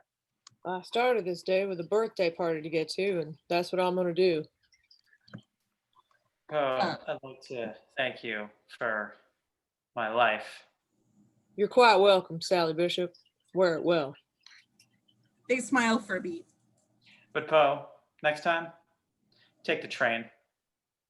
Poe doesn't have time to respond, for he has noticed that one fire truck is leaving the scene. What? It clappers 2 cars on its way out. Larkin fights the crowd. The Mirage's man-made volcano erupts between Poe and Larkin. Both men watch the fleeing fire truck. Flames, steam, lava obscure Larkin's vision. A firefighter is thrown from the vehicle. We see now that the fire truck is being driven by Swamp Thing, and Diamond Dog swings off the high handrail, and Cyrus the Virus dons a fire helmet. Oh, no, no. Interior, the fire truck. Swamp Thing hits the federal siren system, which wheels. Exterior, Las Vegas Strip. The truck thunders down Las Vegas boulevards, destroying everything in its path. Exterior crash site. Larkin runs to a row of state trooper Electroglide motorcycles. Only someone is beaten to it. Poe. How are you, Larkin? Before Larkin can respond, Poe speeds off. Larkin jumps on a bike and follows. The Electroglides chase the fire truck through the crowded streets, swerving to avoid the wreckage of the truck leaves behind and its thundering weight. Swamp Thing notices the bikes behind him, and he cranks the wheel left. And then the fire truck flips a nearby stretch limo. The limo blocks Poe's way, and Poe and Larkin turn onto a pedestrian walkway. Pedestrians flee in all directions. Poe rides under the light canopy. The walkway's light show flashes animated imagery as the fire truck flashes past and the bikes roar off the walkway in pursuit. The fire truck jumps on a sidewalk, crashes into a bench, tears around the corner, excoriating a trio of flashing Klieg lights. Poe and Larkin follow on the sidewalk. They are joined by 3 state troopers riding Electroglides. They all pursue the fire truck. On the truck, Diamond Dog sees the glides close on them, and he exits the frame. The bikes are catching up. Cyrus goes to the water cannon, and at the end of the ladder, Diamond Dog climbs to the fire truck's pump control panel and begins firing at the bikes with a pistol. Cyrus hits a combination nozzle with the water jet. 1,250 gallons per minute, 150 pounds per square inch is launched. Poe sees it coming. He swerves out of the way. The water jet smashes on one state trooper off his motorcycle. Cyrus turns his hose on the second trooper. The cop flies and the bike topples into the speeding skid. Poe and Larkin pull in together. The third trooper slots in behind them. A blast of water knocks the third cop off his mount. Diamond Dog continues to fire at them. Are you strapped? What? Strap, carrying, packing. You got a fucking gun on you, man? Oh, yeah. Now what? Shoot that fucker. Larkin aims at Cyrus and fires. The shots ringing out around Cyrus, missing wildly, but enough to make Cyrus kill the hose and retreat back onto the fire truck. Poe hits the nitro and he's pulled right behind the fire truck. Poe flicks the wick and leaps off the bike, grabbing onto the extended ladder. The bike keeps going, heading straight for Diamond Dog. Bang! The bike hits the back of the fire truck and it flies in the air, and Diamond Dog screams as kaboom! The bike and the dog go up in an oily explosion. Cyrus is thrown back by the blast.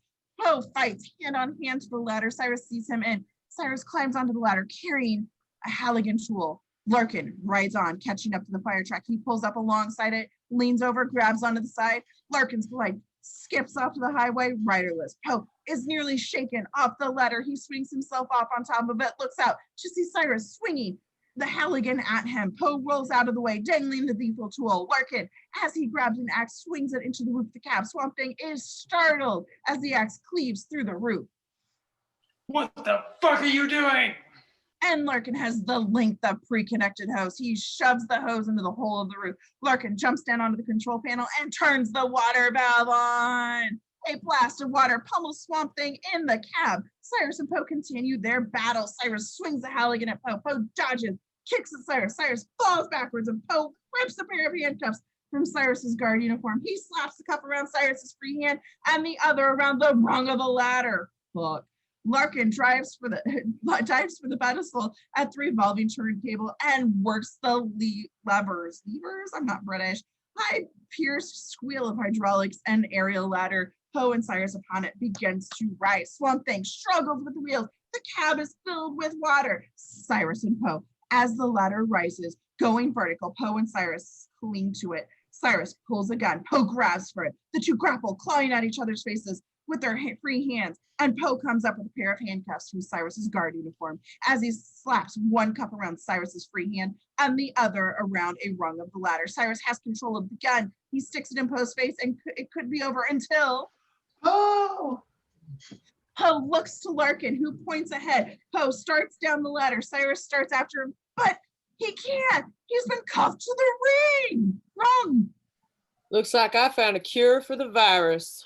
But and he gestures ahead, and then Cyrus sees what this all about. For ahead, rapidly approaching a crosswalk, stretches over the street. A neon sign reading "Jackpot" emblazoned over a neon roulette wheel. I understand you're hungry.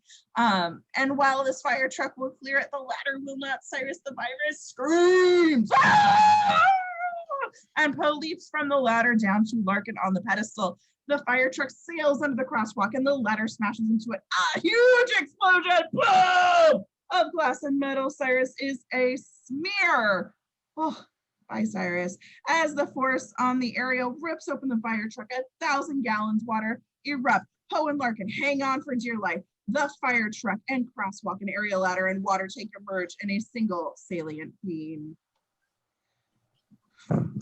Rescuers, police, and we know the drill. Chief Devers walks through the tumult of something of a daze. Malloy goes up to where Larkin is having his head banged. You okay? Yeah. Good. Malloy turns to go. Larkin calls after him. Hey, Duncan. These are yours. He tosses something to Malloy. Malloy catches it. It's his car keys. Malloy looks at them, bounces them in his hands then. I was getting too old for that freaking car anyways. He tosses them into a nearby trash can and walks off. Poe walks through the chaos when he sees a police van pulling up. Out steps Jenny. With her are Trisha, Poe, and Casey. Poe sees his family. He swallows. He walks towards them. He's carrying the pink bunny. Like Poe, the bunny is filthy, bloody, and torn. Poe walks to his wife and daughter. There's an awkward tension. Hello, Cameron. Hello, Trisha. You haven't changed. Maybe, maybe not. There's no life without you. If I ever live without you. I got a present for you, Casey. What kind of life would that be? Without accepting it, Casey buries her face in Trisha's thigh. Poe immediately pulls back. He tries to beautify the bloody, greasy, one-eyed bunny with his shirt. Casey, you take your daddy's present. Oh no, it's okay, honey. It's little dirt. It would take away everything good in my life. Beat. Casey reaches out and slowly, shyly takes the bunny and then throws her arm around her daddy. Happy birthday, darling. Trisha throws her arms around both of them. The dam breaks. Larkin watches the embrace for the ages. Come on, Jenny. Exterior, the Con Air's wreckage. Larkin and Jenny walk past the debris. Stale peanuts, a little turbulence, huh, Vince? They walk. He looks at her. Plans for the weekend, Jenny? I don't know. Channel 7's doing a Planet of the Apes festival, and I've got a thing for Charlton Heston. Yeah, Chuck's a good-looking man. They smile at each other. They're gonna bang later. As they pass the plane, a cop has found the Bob doll. Funny What thing, happens being with a plane full of hard asses, isn't it? The cop hands it to Larkin. The doll has an ID bracelet around its neck. Larkin looks at the bracelet. It says Garland Green. Garland. Larkin begins to search to scan the swelling crowds. Vince?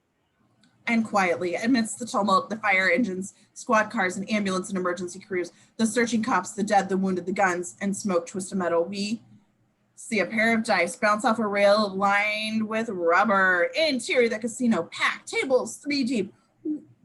One-armed bandits clang and jangle. We settle on a craps table, crowded with gamblers. A stick man, a box man, and 2 dealers work it.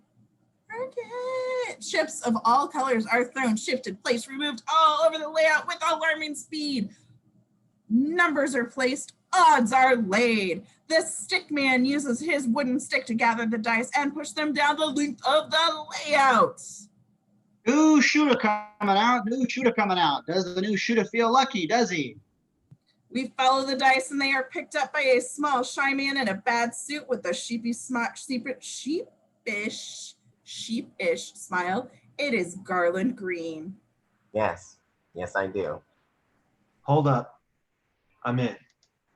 A hand lays down $100 and a bet. We follow the arm up to Vince Larkin, who smiles at Garland. Garland Green pauses troubled, and he then throws the dice, which travel the distance of the table and bounce off the padded end wall.